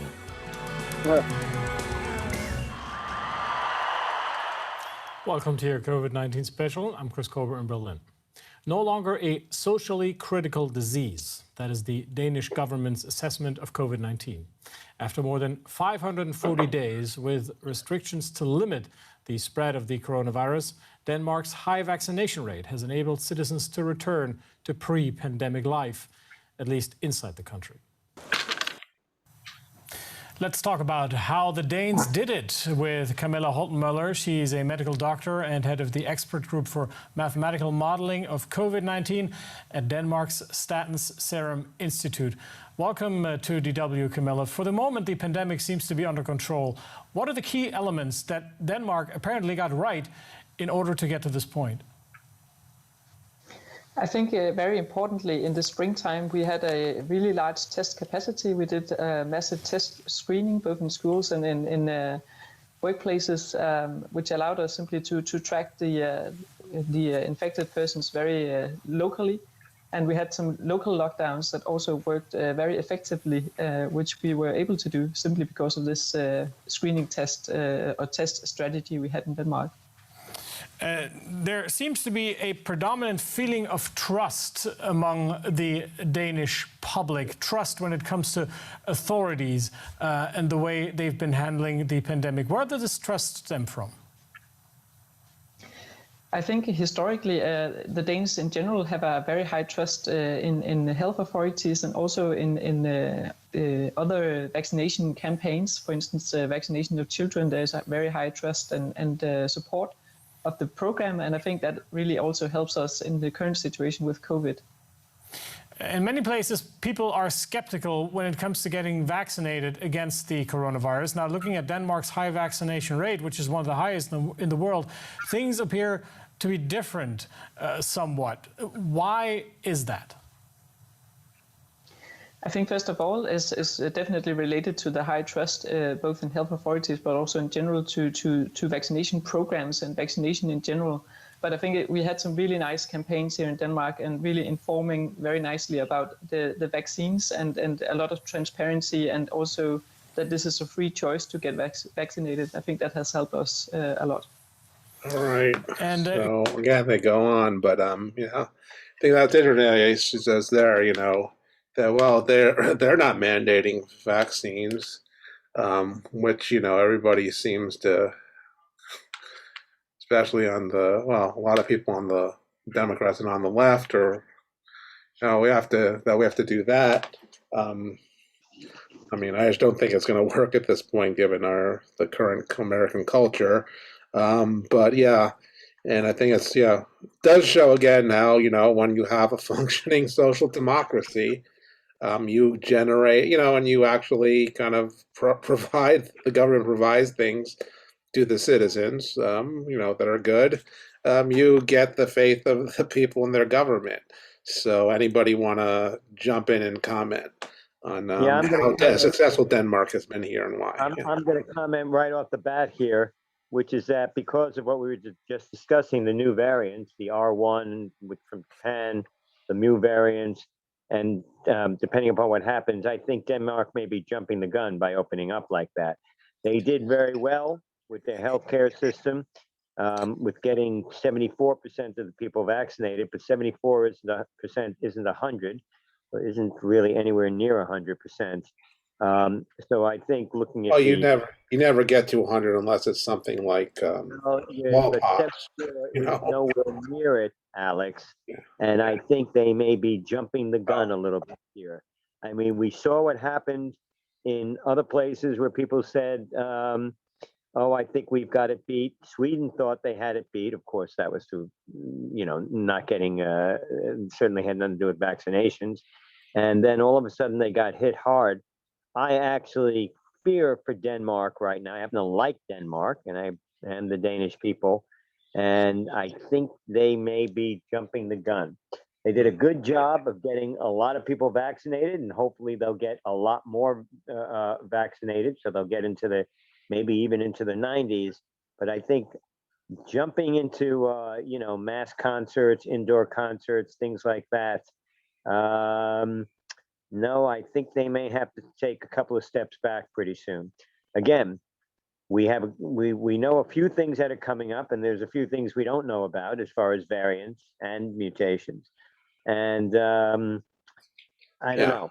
We may get something that beats the vaccine, and then everybody will be back to square one. So yeah, these pictures, and just to say we're going to open up, I would have said, if anything, they should have erred on the side of caution. So I compliment them for their trust in the science and the healthcare system, and in still remaining a democracy, but still able to have some, keep track of all these things, and all the people who are infected and not infected and vaccinated, et cetera, et cetera. Mm-hmm. And that the trust that they have in their system, and that the system has in their people. But I still think this saying we won, we beat it. Again, they may be acting a little too rashly at this point. Okay, so Ken or Dennis, what are your thoughts? Well, honestly, you have to evaluate this thing across a series of other risks. The risk of DUI, the risk of suicide, the risk of too much sugar in your diet, of diabetes, which is an epidemic going on in the U.S., and heart disease and so forth. This virus, even if it's intentionally created by China's military, which I'm not saying that that's absolutely proven, but even if it is, you don't have to worry about a new strain of COVID-19 or whatever you want to call it. There could be a new virus or new epidemic or an Ebola thing. We're always subject to that because we live in a micro and macrobiology world. We're composed of all kinds of entities floating around in our stomachs and in our bloodstreams. Sorry to tell you that, but it's true. They're not all your friends. You have all kinds of things going on in your body. So we're always going to be susceptible to that, and to insane people doing mass murders and all kinds of things. So it's a question of risk benefit. And if you want to say, well, this is the zombie apocalypse, and it's, you have to stay home, don't talk to anybody, no more French kissing, that's it. Life is over. All we can do is live in a virtual reality. Why? Because you may get a stomach ache, If you vaccinate everybody, I think, I heard some false numbers. I think somebody was saying like 90% of the people over 60 have a double vaccination in the US. I don't think that's true. But again, as I've always said with this, the majority of people dying from COVID-19, the majority are, the major majority, like 80%, are over 60 and have comorbidity. So it's kind of like somebody's coming down and saying, let me give you a little haircut here and eliminate some of the people because there's not enough housing and not enough jobs. Let me get rid of some of the people that should have moved on already, but they haven't. So it gets rid of older people who have comorbidity. What's wrong with that? We got people like Dick Cheney had 6 heart transfers. Right. It's keep them alive forever. It's kind of crazy if you stretch out the period of how old people are. Yeah. And what are they going to do for I love this story. Where I think one of the heart transplant he got was from like an Iraq or Afghan war veteran. There you go. Who died. And he gave far the more person he's than meant to die, and probably died. Not only did he die and give, what do they call that? A donation. No, but it's the sincerest heart. He was a heart organ. Oh, donor. it's what Lincoln said. Had given the most. Oh, right. The last measure of devotion, last full measure of devotion. Yeah. Of patriotism, whatever. He went beyond that. He says, take my heart. So it happens. It happens. People die in automobile accidents. I'm afraid I'm going to choke to death, not on a chicken bone, but on my own saliva. As you get older, you're susceptible to, there's no warranties. It breaks and you're done. So, you're going to die. Everybody listening to this is going to die. Everybody's going to be gone. People are going to cry and for 3 weeks, and then they forget, what's his name? I can't remember. So that's what's going to happen. So it's a question of risk benefit. And to destroy all society and put, what is happening to the economy because of the COVID shutdown on manufacture, everything is getting stalled and people are not going back to work because our government gave them, more than they would get if they went to work to stay on unemployment. So, things slowed down. The price of things is going up because of the lack of production of goods. They can't get the chips. They can't get the parts from China. The shipping takes longer. All of these things are slowing down. And, be quiet, stay at home. I guess it's good for the lonely hearts. But the rest of the people, and in America, it's happening. If you watch football, you see these stadiums full of 50,000, 70,000, 50,000, 70,000 people. But they're all young for the most part. They're all young. They're all under 40. And they're kids, cheerleaders. Given some of the bigger fans, literally, some of them, are not in the best shape either. Of course. When I watch when they go into the stands, you can see a bunch of people who are definitely not in the prime of their lives. Let's put it. Yeah, they're eating too many hot dogs and so forth. But but it's sort of like that's life in the big world. You run with a bunch of. I'm gonna stop making analogies. I'm just listening to myself talk. But I'm just saying it's a risk benefit thing. And the majority of the deaths tend towards the older people with comorbidity and the younger people with comorbidity. The kid who can't eat peanuts or the kid who's got asthma. That's the kid who's going to die. That has a lot to do with us not being in a natural environment anymore. Not being exposed to No. What that's about, Alex. You mean if you don't, what you're saying is because you live so long, because you're not going to be eaten by a cougar or. It's not just that. If you grew up on a farm like somebody did 100 years ago, you would get exposed to different animals, and you would milk the cow, so you would get exposed to milk. Oh, that's right. And we know again that if you don't get exposure at a younger age that's how these allergies. That's one of the ways we think these allergies. That's a very interesting thing on that. That's actually what happened when the Europeans came to the New World. Yeah. The New World did not have domestic animals. Right. They didn't have them. Europe did. So they were immune. Except for the llama. The llama, right? Just that was about it. That's it. So they weren't. They fell over immediately. Right. Okay. So I know Dennis has a different take on COVID. Risk benefit. I know it's a capitalist plot. I know that. Well, no. But Dennis, do you have any thoughts about COVID and their vaccination rates and how them reopening also, or maybe Dennis might be Oh, okay. Dennis in is that- not in front of the room. He's not sitting Yeah. in front of the monitor. Yeah, so maybe he's taking a break.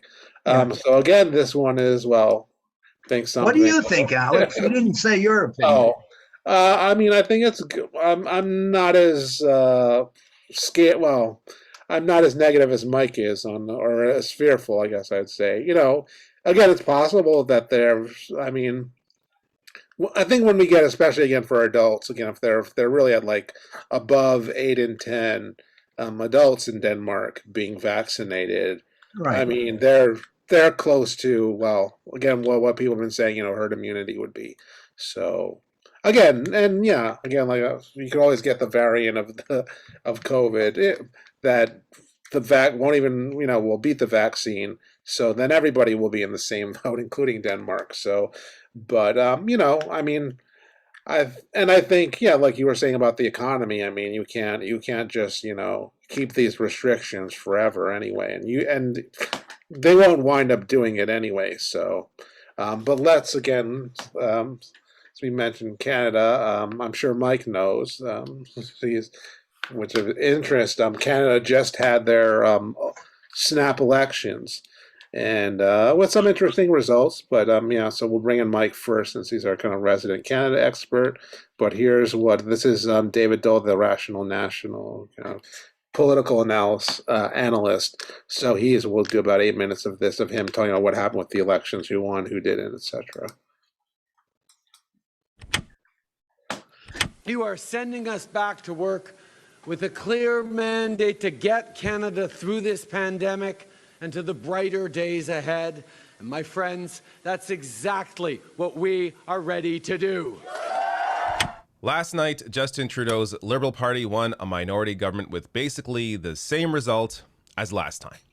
So in this video, I will go over the results. I will make sense of them.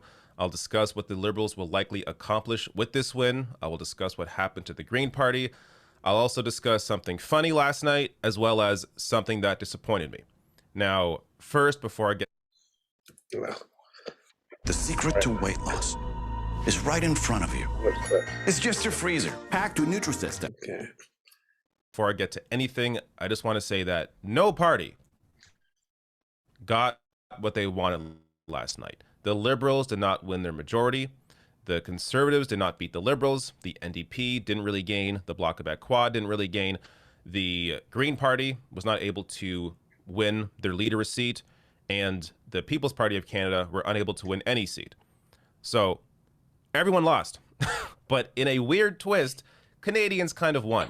This was the best case scenario in terms of what was possible last night. A Liberal minority that forces the Liberals now to continue to have to work with other parties to get anything done. Largely, in this case, potentially having to rely on the NDP to pass their more progressive agenda, if they're actually committed to passing any of it. But I'll get to more of that in a second. First, let me show you the seats. So this is still, the full count isn't in yet. There are mail-in ballots still being counted, but largely this is likely what will end up being the result. You have the Liberals here with 158 seats. You need 170 to win, 170 to form a majority government. So they don't have the majority. They're at 158. Conservatives at 119. The Bloc Québécois at 34. The NDP at 25. The Greens at 2. And the People's Party at 0. Now, going over here, the change from last time, you can see there's not much of a change. So the Liberals are up 1 seat. The Conservatives down 2 seats. The Bloc Québécois up 2 seats. The NDP up 1 seat. The Greens down 1. People's Party at 0. So this election, to be clear, as I've discussed in the past, this election was simply called by Justin Trudeau in hopes that he would form his majority. That's why he called the snap election. That's all it was about. He wanted to form a majority government. Polls at the time in early August were looking good for him, that he could potentially do that. But over the course of the campaign, things changed. And at the end of it, I think many Liberals were simply happy to just retain the seats that they had. And that's basically what they did. Now, here is what Liberals could do with this victory if they actually cared. So Christo Avalis here, historian, tweets out things Trudeau can do with Singh, the NDP leader, immediately that his own voters support. So Liberal voters support all of these things. introduce a wealth tax. Members of every party, every single party, their voters support a wealth tax, including conservative voters. But this shows you just how right-wing economically the liberals and conservatives are when they won't introduce a wealth tax. So this will not happen, even though it's supported by the vast majority of Canadians. Implement the NDP dental care plan. So liberals have promised dental care for decades, have not delivered. They won't deliver here either, but this is what they could do if they cared enough. Also, actually start implementing pharmacare. Again, they promised this for decades, has not gotten done, and I don't expect this to get done this time either. The one thing that will likely get done is $10 a day childcare for families. So the NDP support this. The Liberals have already been working with other provinces to strike deals to get this through. So very likely we are going to see $10 a day childcare for families, though the actual implementation of it, the rollout of it, I think, takes years potentially. But still, I think this is the one thing they, if anything, that they will likely do. Now, let's take a look at each leader. So obviously, all the main leaders retain their seats. But when you get down here to the Greens and the People Party, let's start with Maxime Bernier, leader of the People's Party of Canada. So this is a far right-wing party. This election, they were able to tap into a lot of the anti-mask, anti-vax, pandemic restriction sentiment that was going around. So they pulled from the Conservative Party. They pulled from the Green Party as well. There is a contingent of Green Party voters that also feel the same way about those issues. So People's Party was actually able to, if I go back to the result here, looking at the popular vote, they got 5.1% of the vote compared to the Greens at 2.3%. So People's Party actually got a higher percentage of the popular vote, even though they have no seats and the Greens have 2. And that's just the way the seat layout is, the way the votes lay out across the country. So the Green support was concentrated in certain areas, which is why they're able to win those seats. People's Party support is sort of dispersed all across the country, so they were unable to win any seat. But you see here, it's incredible to see a leader like Maxime Bernier, who, this was his seat when he was a Conservative. Then he left the Conservatives to start the People's Party. He lost his seat in his own riding last time, lost it again this time, though he did end up in second place. But look at the gap here. It's very unlikely that Bernier will ever be able to win this seat back as a member of the People's Party. So the future of the People's Party, I think, is sort of up in the air right now. They were able to get a lot of support during this pandemic because of all that sentiment around the restrictions and the vaccines. So will they be able to hold on to that support in a post-pandemic world?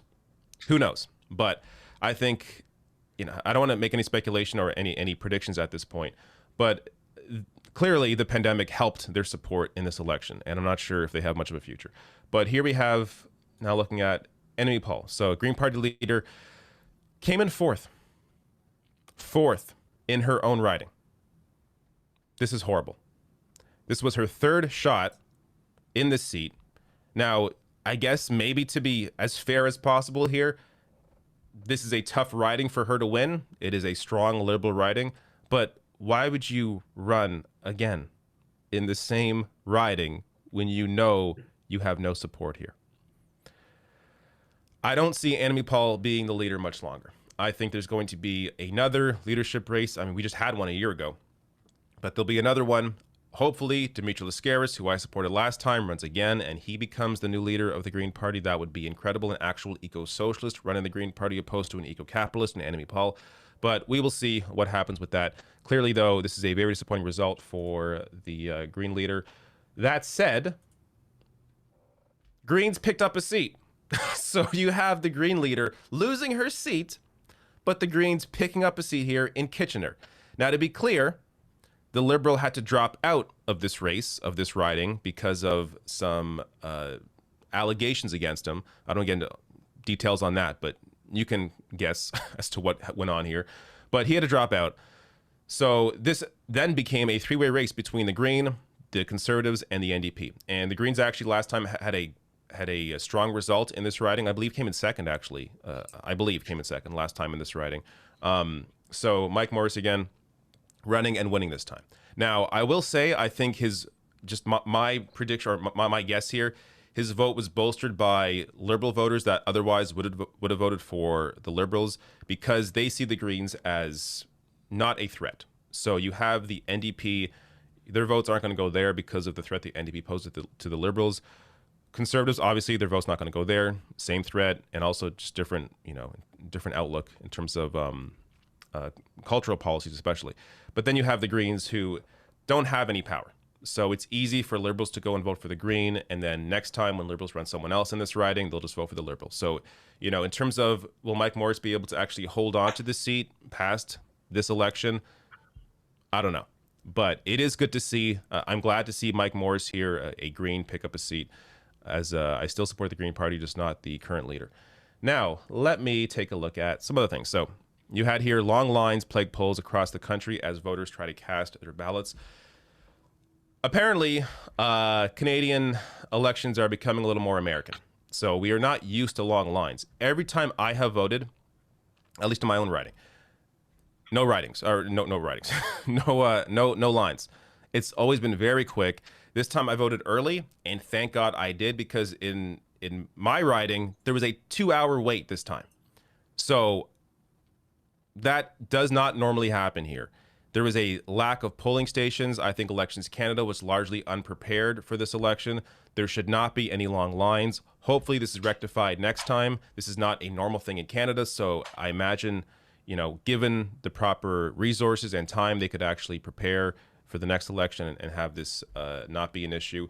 But it's something worth keeping an eye on and discussing, as this should not be happening here. And it absolutely leads to voter suppression. When you have a 2-hour lineup, people are just not going to stay in the line. So it's horrible to see, but hopefully that is okay, Ken. So I'm going to stop sharing so you can put up the map you had showing again with the regional map showing the elections, and I think that Mike probably wants to comment on the elections now that we've so unmute Mike.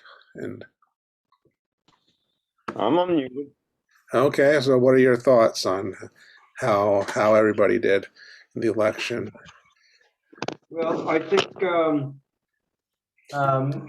you got somebody there from the Green Party to comment on it.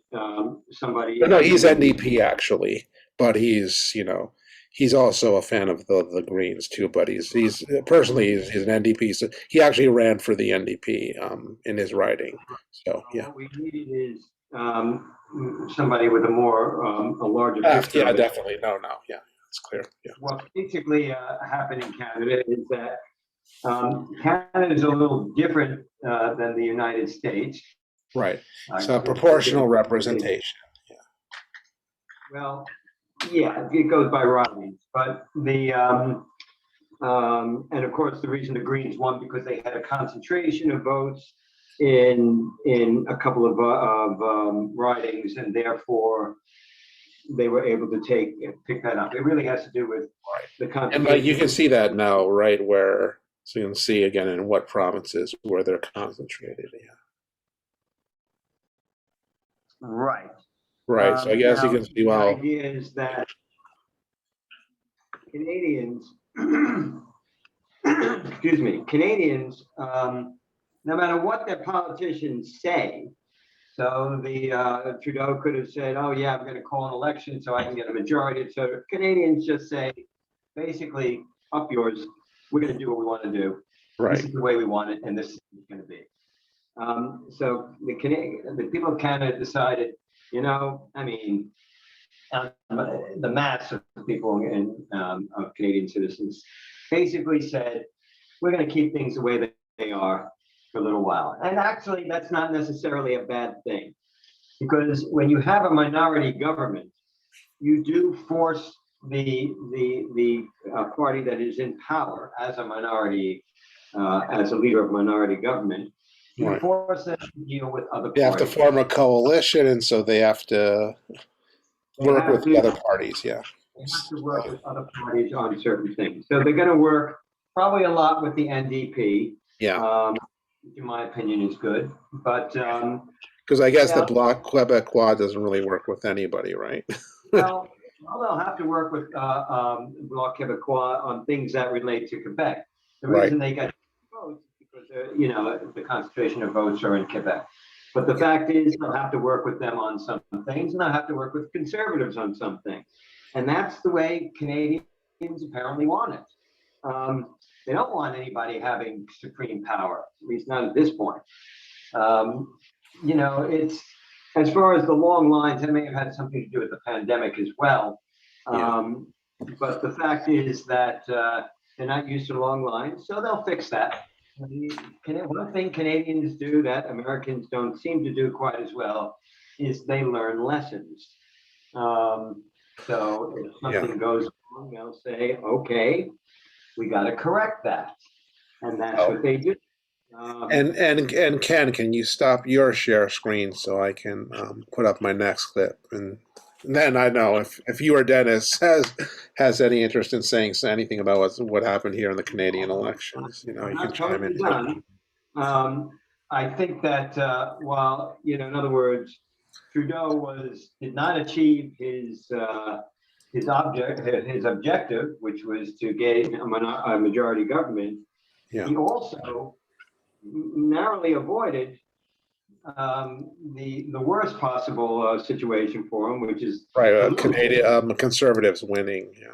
The conservative winning the election, even though they didn't really come as close as that makes it seem out to be. But the fact is that I think the Canadian people have spoken, and I think perhaps in this case they've spoken wisely under the situation that it is now. It's in essence saying we don't want any one person or party to have that much power.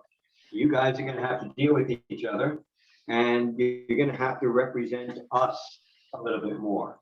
In other words, if a party if they had a good majority, big majority government where they won by a decent majority, they may not even think they have to answer to their writing. So the Canadian people are also saying, hey, not only do you have to answer to each other, but you have to answer to us. Right. And that's important. Okay. All right. So I'm going to play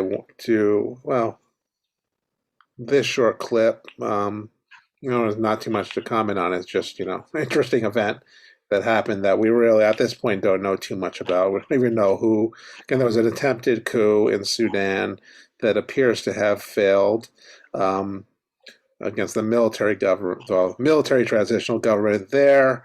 The military is saying the people involved were from the former government of President Omar al-Bashir. Of course, whether that's true or not is impossible to know. So let's just play this. And again, there's not too much to say about it because we really don't know what happened here except for very little. In Sudan's capital, Khartoum, a nearby city of Omdurman, reports of intense military activity and closure of the main bridge across the River Nile. According to government media, the coup plotters were trying to take over the state media building. The military said measures were being taken to contain the situation. News of the attempted coup first broke on state media, which sought to reassure the public.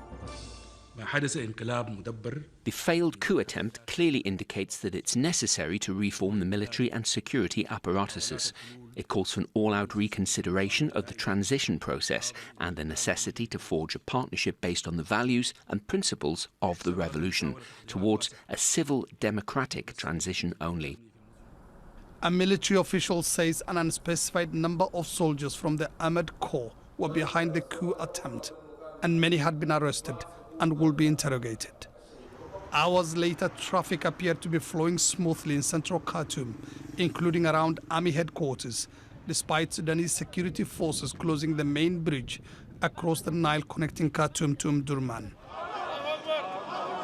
Sudan has been on a fragile path to democratic rule since its longtime ruler, Omar al-Bashir, was removed from power by the army in April 2019, following 4 months of protests.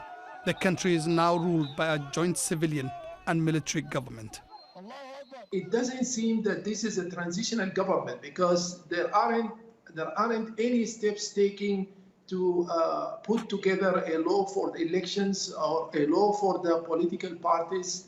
The census hasn't been done The gerrymandering for the electoral body hasn't been designed. So it seems that even the public is now very furious. The coup attempt is not the first challenge to the transitional authorities. They say they have foiled or detected previous ones linked to factions loyal to Bashir. An added sense of insecurity in a nation already facing high inflation and shortages of goods and services. Mohammed Ado, Al Okay, so Jazeera. again, definitely don't know too much about what's going on here. I got the a government comment. has said, yeah, but you have a I comment? got a comment right off the top. Sure, But sure. I'm really trying to. Ken? I think Ken might have. Is there, Ken? You kind of dropped. We have to tighten up our procedures and protocols. And, we have to come in with the Patriot Act, in other words. Okay. It's like a false flag operation. There was no coup, Maybe they paid some guys to present like they were a coup. It's possible, yeah. It smells like that, Guy looks like Al Sharpton too, so can't trust anything he says. Although it is interesting, they said they tried to grab, I think it's like the radio or TV station, the media station, radio station or something, because that's something straight out of Edward N. Lutwak, How to Do a Coup, his famous coup d'état book that actually has been used, especially in Africa, I think, to plan by different people to plan a successful coup, where it kind of spells out, okay, this is based on data from previously successful coups and ones that have failed. So this is how you do it, basically. Could you give us a little background? Was that North Sudan, South Sudan? What's the nature of the government? This is North Sudan, bro. This is the original Sudan. This is not South Sudan, the breakaway. The breakaway has all the oil, right? Yeah. Well, it has most of the oil, I think. Yeah. Which is why they broke it away, of course. Right. So this is North Sudan. Would you say it's a rightish, centrist, or leftist? Rightist. They've been. They just agreed to recognize Israel, and they've been the new government is pro-U.S. and again was working with the Trump administration was, they got them off the terrorist list in exchange for them recognizing Israel as a state and and doing a few other things. So it's mostly a military government. I mean, in other words, if it was a coup that they put down in an afternoon, they would say, why don't they just stand up and accept applause? Instead, they say, whoa, we got to tighten things around here. Well, again, there was a genuine popular revolution, essentially, against the dictator Bashir al-Bashir, and he got overthrown. That was a good thing. But then, of course, the government that comes after isn't always that great. Again, he was, he was right-wing, but not pro-American. So we like that he finally got kicked out. Remember, he hosted Bin Laden in the mid to late 90s. Mm-hmm. He had Bin Laden had actually, remember Clinton bombed a baby formula factory in Sudan. That supposedly again, either they had really bad intelligence, or we did, or it was just nonsense. When they attacked Bin Laden, they attacked Bin Laden's camp in Afghanistan, and this plant here claiming it wasn't making chemical weapons, it was making baby formula. So just goes to show how bad the U.S. and military intelligence, an oxymoron, right? But Mike or Dennis, do you want to add anything? Or then I'll go on to our last little clip, which is Mike. Go on, Mike. Which is that it could be a false flag thing or something like that. Yeah, it's possible. Yeah, I wouldn't be surprised. Yeah. We got more from them than recognizing Israel, although you know, if that's, I mean, if it's just recognizing Israel, or if it was an attempt to, Well, but Trump was trying to do Netanyahu a favor there, basically. Remember, he was still, you know, going through all those elections. So, you know, getting all these Arab and Muslim countries to recognize Israel, they thought that would be a way to get, you know, Netanyahu reelected with, you know, have him win the election, which of course didn't happen. Eventually, he lost. If it brings also a bit of stability, that also helps. But I think that in this particular case, the coup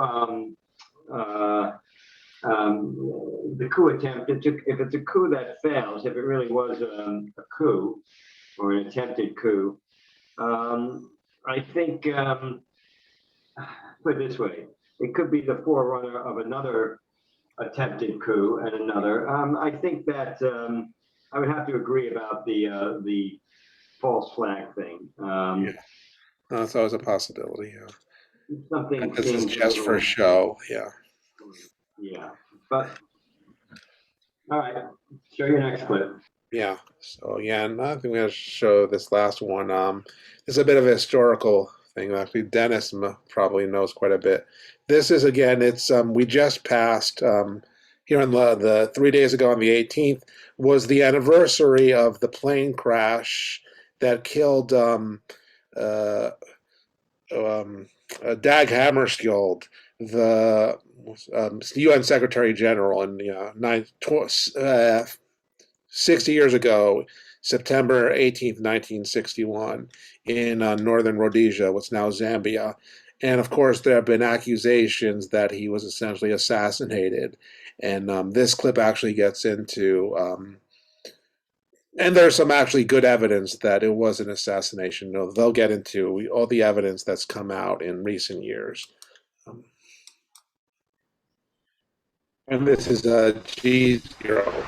One of the last great mysteries of the 20th century began on September 17th, 1961, just outside the borders of the Congo, when a plane carrying the second UN Secretary General, Dag Hammarskjöld, and 15 others crashed. Hammarskjöld was flying in to try and mediate the end of a civil war which had racked the Congo for years and was based on its black citizens deciding they wanted to rule themselves. In a sense, this story starts in the late 19th century when King Leopold, the King of Belgium, decided he had to have a colony. And by fair means and foul, he grabbed hold of the Congo. And what followed was, 20 or 30 years of the most brutal imaginable regime. One estimate suggests that between 8 and 10 million Congolese, which is half the population, died of sickness, of exhaustion, through plain murder in that period. And what followed it was kind of a form of apartheid for several decades. And then in January 1959, the black Congolese population simply had had enough. They wanted to rule themselves. They'd had enough of being told what to do. What followed was days or even weeks of violence.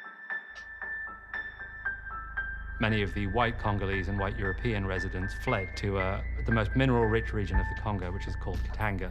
And they immediately seceded with the backing of Belgium, and they formed their own state, which was immediately at civil war with the rest of the Congo.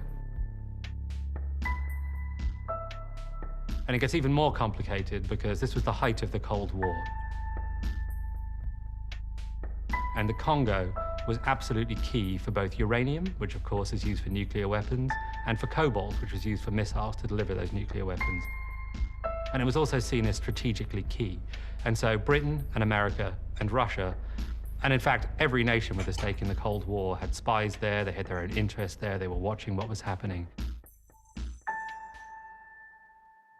Hammarskjöld was appointed to the UN Secretary Generalship in part because he seemed not threatening. He was an aristocrat, he was seen as a bureaucrat, he was trained as an economist.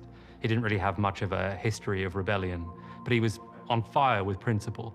He was someone who was really an idealist, who was in his soul kind of an artist, and he really wanted to do good, and he was willing to sacrifice and to stand up for his principles. It is very easy to bow to the wish of a big power.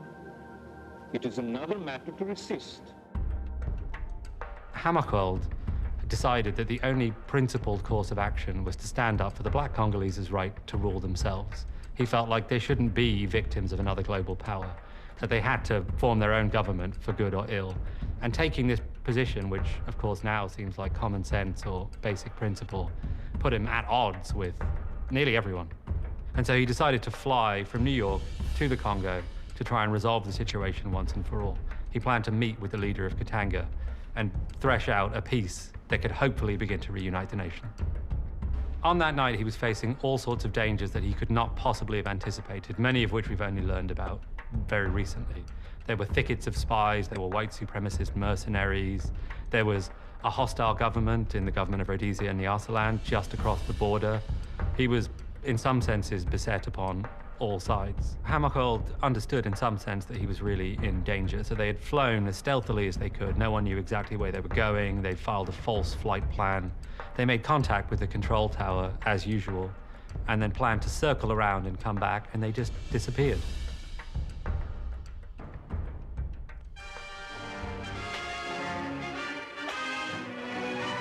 A lone UN banner flies at half-staff as saddened colleagues gather at a news conference to make the official announcement of the Secretary-General's death in the wilds of Central Africa. He was en route to peace talks with Katanga President Moise Tshombe when he perished in the crash of the plane flying him from Leopoldville, the Congo, to Angola, North Korea. The official investigation ruled that it was an accident, but even at the time, there were all these strange, mysterious occurrences or unexplained events. An ace of spades playing card was placed on Hammarskjöld's body, and no one quite knows why it ended up there.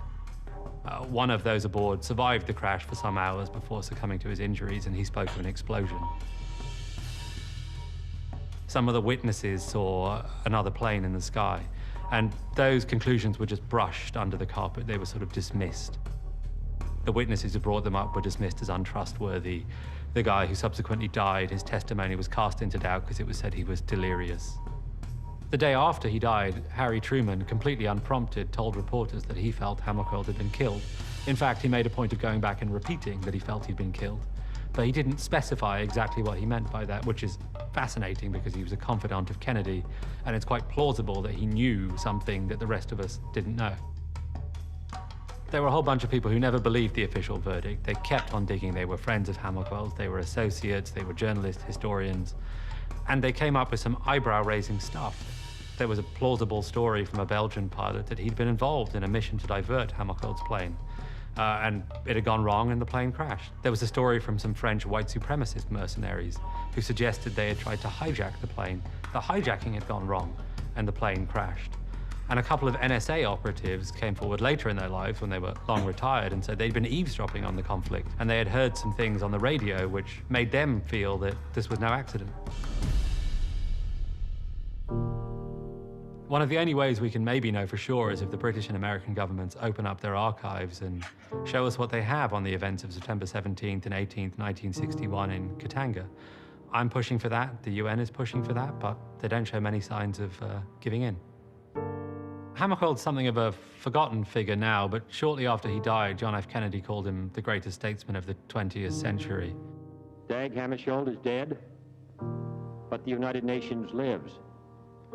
A noble servant of peace is gone, but the quest for peace lies before us. The UN is 75 this year, and I can't help but notice that it confronts a world that's very similar to the one that Hammarskjöld confronted. It's chaos, it's conflict, it's mistrust. But it also confronts a lot of issues that simply can't be solved by one nation by itself. You have pandemics, you have disinformation, you have climate change, the list goes on. And I, for one, hope that it can start to interpret its role in a more Hammarskjöldian way, that the Secretary General can start to see himself as someone who guides nations, as Hammarskjöld said, toward a better version of themselves. Yeah, so Hammarskjöld was, I think, 55, sorry, no, 56 when he died.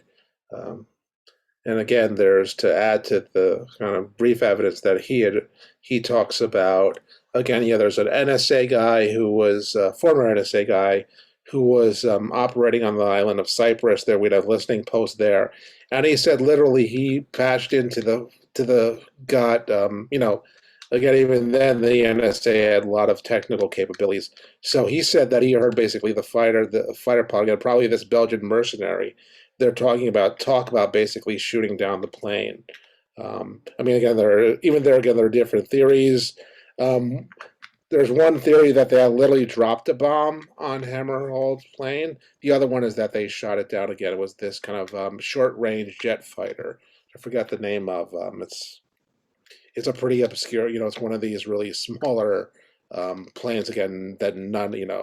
I forget who made it. I think it might have been a British design, but it's one of these really small, kind of like designed to operate from limited airfields. Yeah, and again, there's other stuff. There's even this crazy stuff about there's this when the South Africans did their commission on looking into the apartheid years, the Desmond Tutu read across these documents that claim to document that a South African right-wing private mercenary organization was involved in the assassination of Hammerhold, and had all these references. There are other allegations that the same organization was doing things to spread AIDS in Africa in the 80s. So it might be some disinformation, but also again there's been quite a bit of. There's this guy that they have in Ravi. He did a book, The Golden Thread, that looks at the evidence. There's a more academic book that I'll send you guys the link. I'm forgetting the author's name that I have that does that basically kind of reopened the case and has a lot of substantive evidence. Also, it's quite clear that basically the African, in a very racist way, the local Africans who had seen the plane go down and clearly said, "Oh, it was attacked by another plane. It was shot down." They were dismissed essentially in a very colonialist, racist way that, again, they couldn't possibly really know what was, they're kind of dumb Africans. But again, we are the European witnesses were they who of course said, "Oh, it was an accident. It was." And then there's a bunch of other stuff there about the cockpit transcripts that again suggest the possibility of an attack. And again, having done quite a bit of reading on it, I'm convinced that he was assassinated here. And like they said, again, probably the U.S. was either the U.S. or the British were probably involved as allies of the Belgians in order to make sure that the Soviets didn't make inroads here. Of course, we know again about right before all this, the U.S. participated in helping to assassinate Patrice Lumumba, the leader of the Congo. So the idea that it's quite. Of course, this is a period where the CIA actually was assassinating people. Trujillo and a bunch. The attempts on Castro. So it would not surprise me at all if we were involved in this. I definitely think either us or the Brits were somehow involved. And again, there's a substantial amount of evidence. But anyway, I think if anybody else wants to, I'm guessing Dennis might have some thoughts. I don't know if you know, Dennis, you know anything about Hammerhold yourself or the story here. But if anybody wants to chime in, again, I don't really know anything more than you do, but okay. I'll send you guys a link with again for the books that if you're interested in looking into this more. It's quite a fascinating story. There's also, if you're interested in it, there's this guy did Cold Case Hammerhold. This Danish reporter he did a whole thing looking into the case a few years ago, and it's quite good. Done in a very idiosyncratic way, but again, he kind of presents all the different evidence. I actually went to interview some of the people who made claims about it, that it was an assassination. So I'll send you guys that too. But yeah, Mike or Ken, if you want to. Yeah, I wanted to really thank you for playing that. It's very nice. Very nice. It's a wonderful stories that you never hear about, but that is, it's very important again in terms of the history of the UN. Yeah, but also again showing Cold War politics. And of course, nasty stuff that was going on, 60 years ago in this case. But the presenter, that was the author. He was very Yeah, he's the good. author again of this book, The Golden. It was a very good book. Again, he kind of does it in a more What do you know a more about the popular G0? history way. There's What do again you a know- more academic book that gets into that presents all of the evidence in a very good way. I'll send you guys the link for that. That's the better What book. What do you know about G0? It's I think it's connected to the Eurasia Group. It's Ian Bremmer's organization. So I guess he's got this as like a media outlet that's been doing things for a while. But again, it's interesting that he would take on a topic because it's not a topic most you would think he would want to talk about because again, he's kind of more on the he's definitely pro kind of pro capitalist. Yeah, some would argue he's kind of an imperialist, actually. Okay. Just in how he's very he's one of these guys who really believes in global trade and all of that. But I guess he's willing to give voice to again something that even looks really bad for the U.S. and Britain.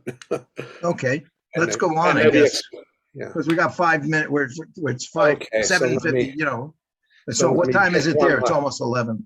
Yeah. So let me just. Well, we have to do Tenement Square. Dennis really asserted on it. Yeah. Yeah. Yeah. I mean, I think it may be better to do it tomorrow, just because again, the smallest clip I have is 6 minutes here. Okay, great. So let's put Tenement Square for tomorrow.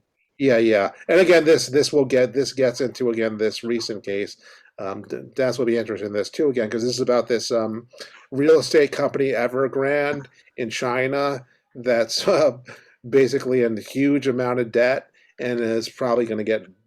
It's a question of are they going to get bailed out? Or are they going to let them kind of fall? And then how are they going to I mean.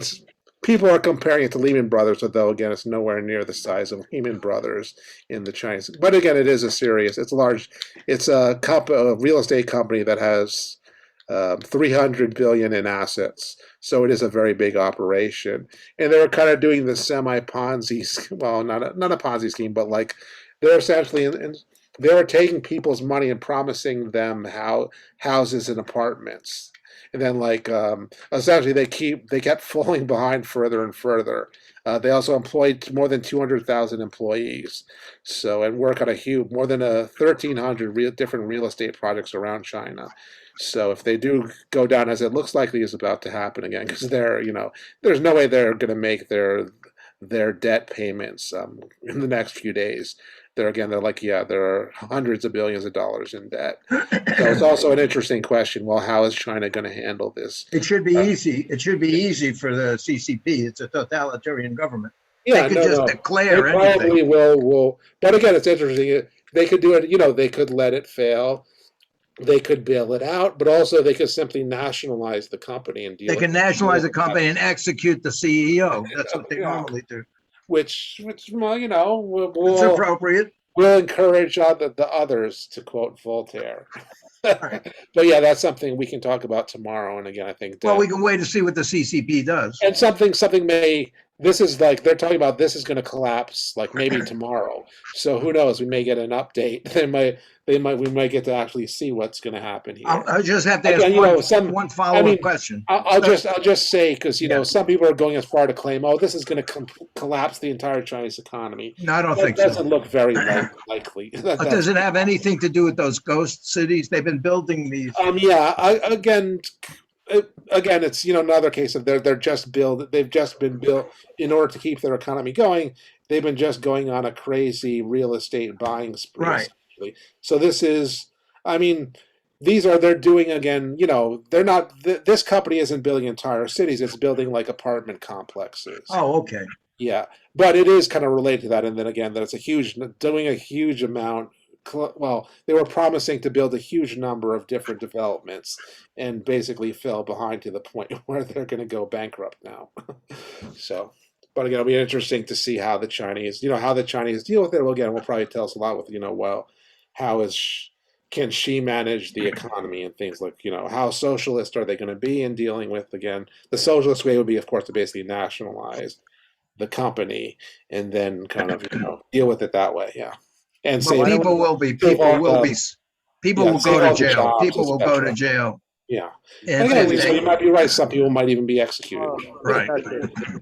I think you guys, if you're going to play the song now. Okay. All right. Okay, Ken, if you want to do the song. I'll give it a try. I don't know about having trouble. Let me see what I can I'll do. share. So it's to you, Ken. Share. Then I go to here and I go to, no, I don't. I go to files. That's where I go. Nope, I don't. I go to, I have trouble with this video. Let's try that. Okay. Video, and we want to go to, 1 second, not documents. I have to go to videos. I'll be there in a second. Captures, Zoom, and then going viral. I'm almost there. Where's going viral, baby? Have to be, oh, there it is, going viral. Shows, maps, video clips, videos. Here we go. And here we go. Let's see if it comes up. There it is. Okay, got it. Yeah. The world has caught a virus, so I've written you a poem. We need your help to cure it, so stay the fuck at home. And if you have got 12 kids or you're living on your own, lock it down and isolate and stay the fuck at home. If you think you're not at risk here, you're living in a dome. It spreads faster than a hooker's leg, so stay the fuck at home. I need the gym, I need the beach, I hear you bitch and moan. You need to grow a brain cell and stay the fuck at home. But I feel fine, I don't feel sick. I'll go out on my own. How thick are you, you selfish prick? Please just stay the fuck at home. From LA through to Berlin, from Wuhan through to Rome, there's people dying every day, so stay the fuck at home. If you need to contact family. Oh, it's lagging or something. What's happening, Ken? Oh, I don't know. Well, let's see if I'm finished. Just wait, give him a minute to get his voice back. It's buffering or something. Yeah, wow, I know. It's not that long a clip either. Oh, interesting. It's almost at the end. Yeah. I think it's a sign of our modern. That's weird. Yeah. Symbolic. All right, you know what? I'm gonna stop the share. I'm gonna tell you all stay the fuck at home, and that's the point to the video. Oh. So let's stop the recording. I And, got let's. I don't know what you want to do for the movie show tomorrow, but I actually have an interesting. Okay, let me stop the recording. Share. Okay. Yeah. Sure, I'm gonna stop the.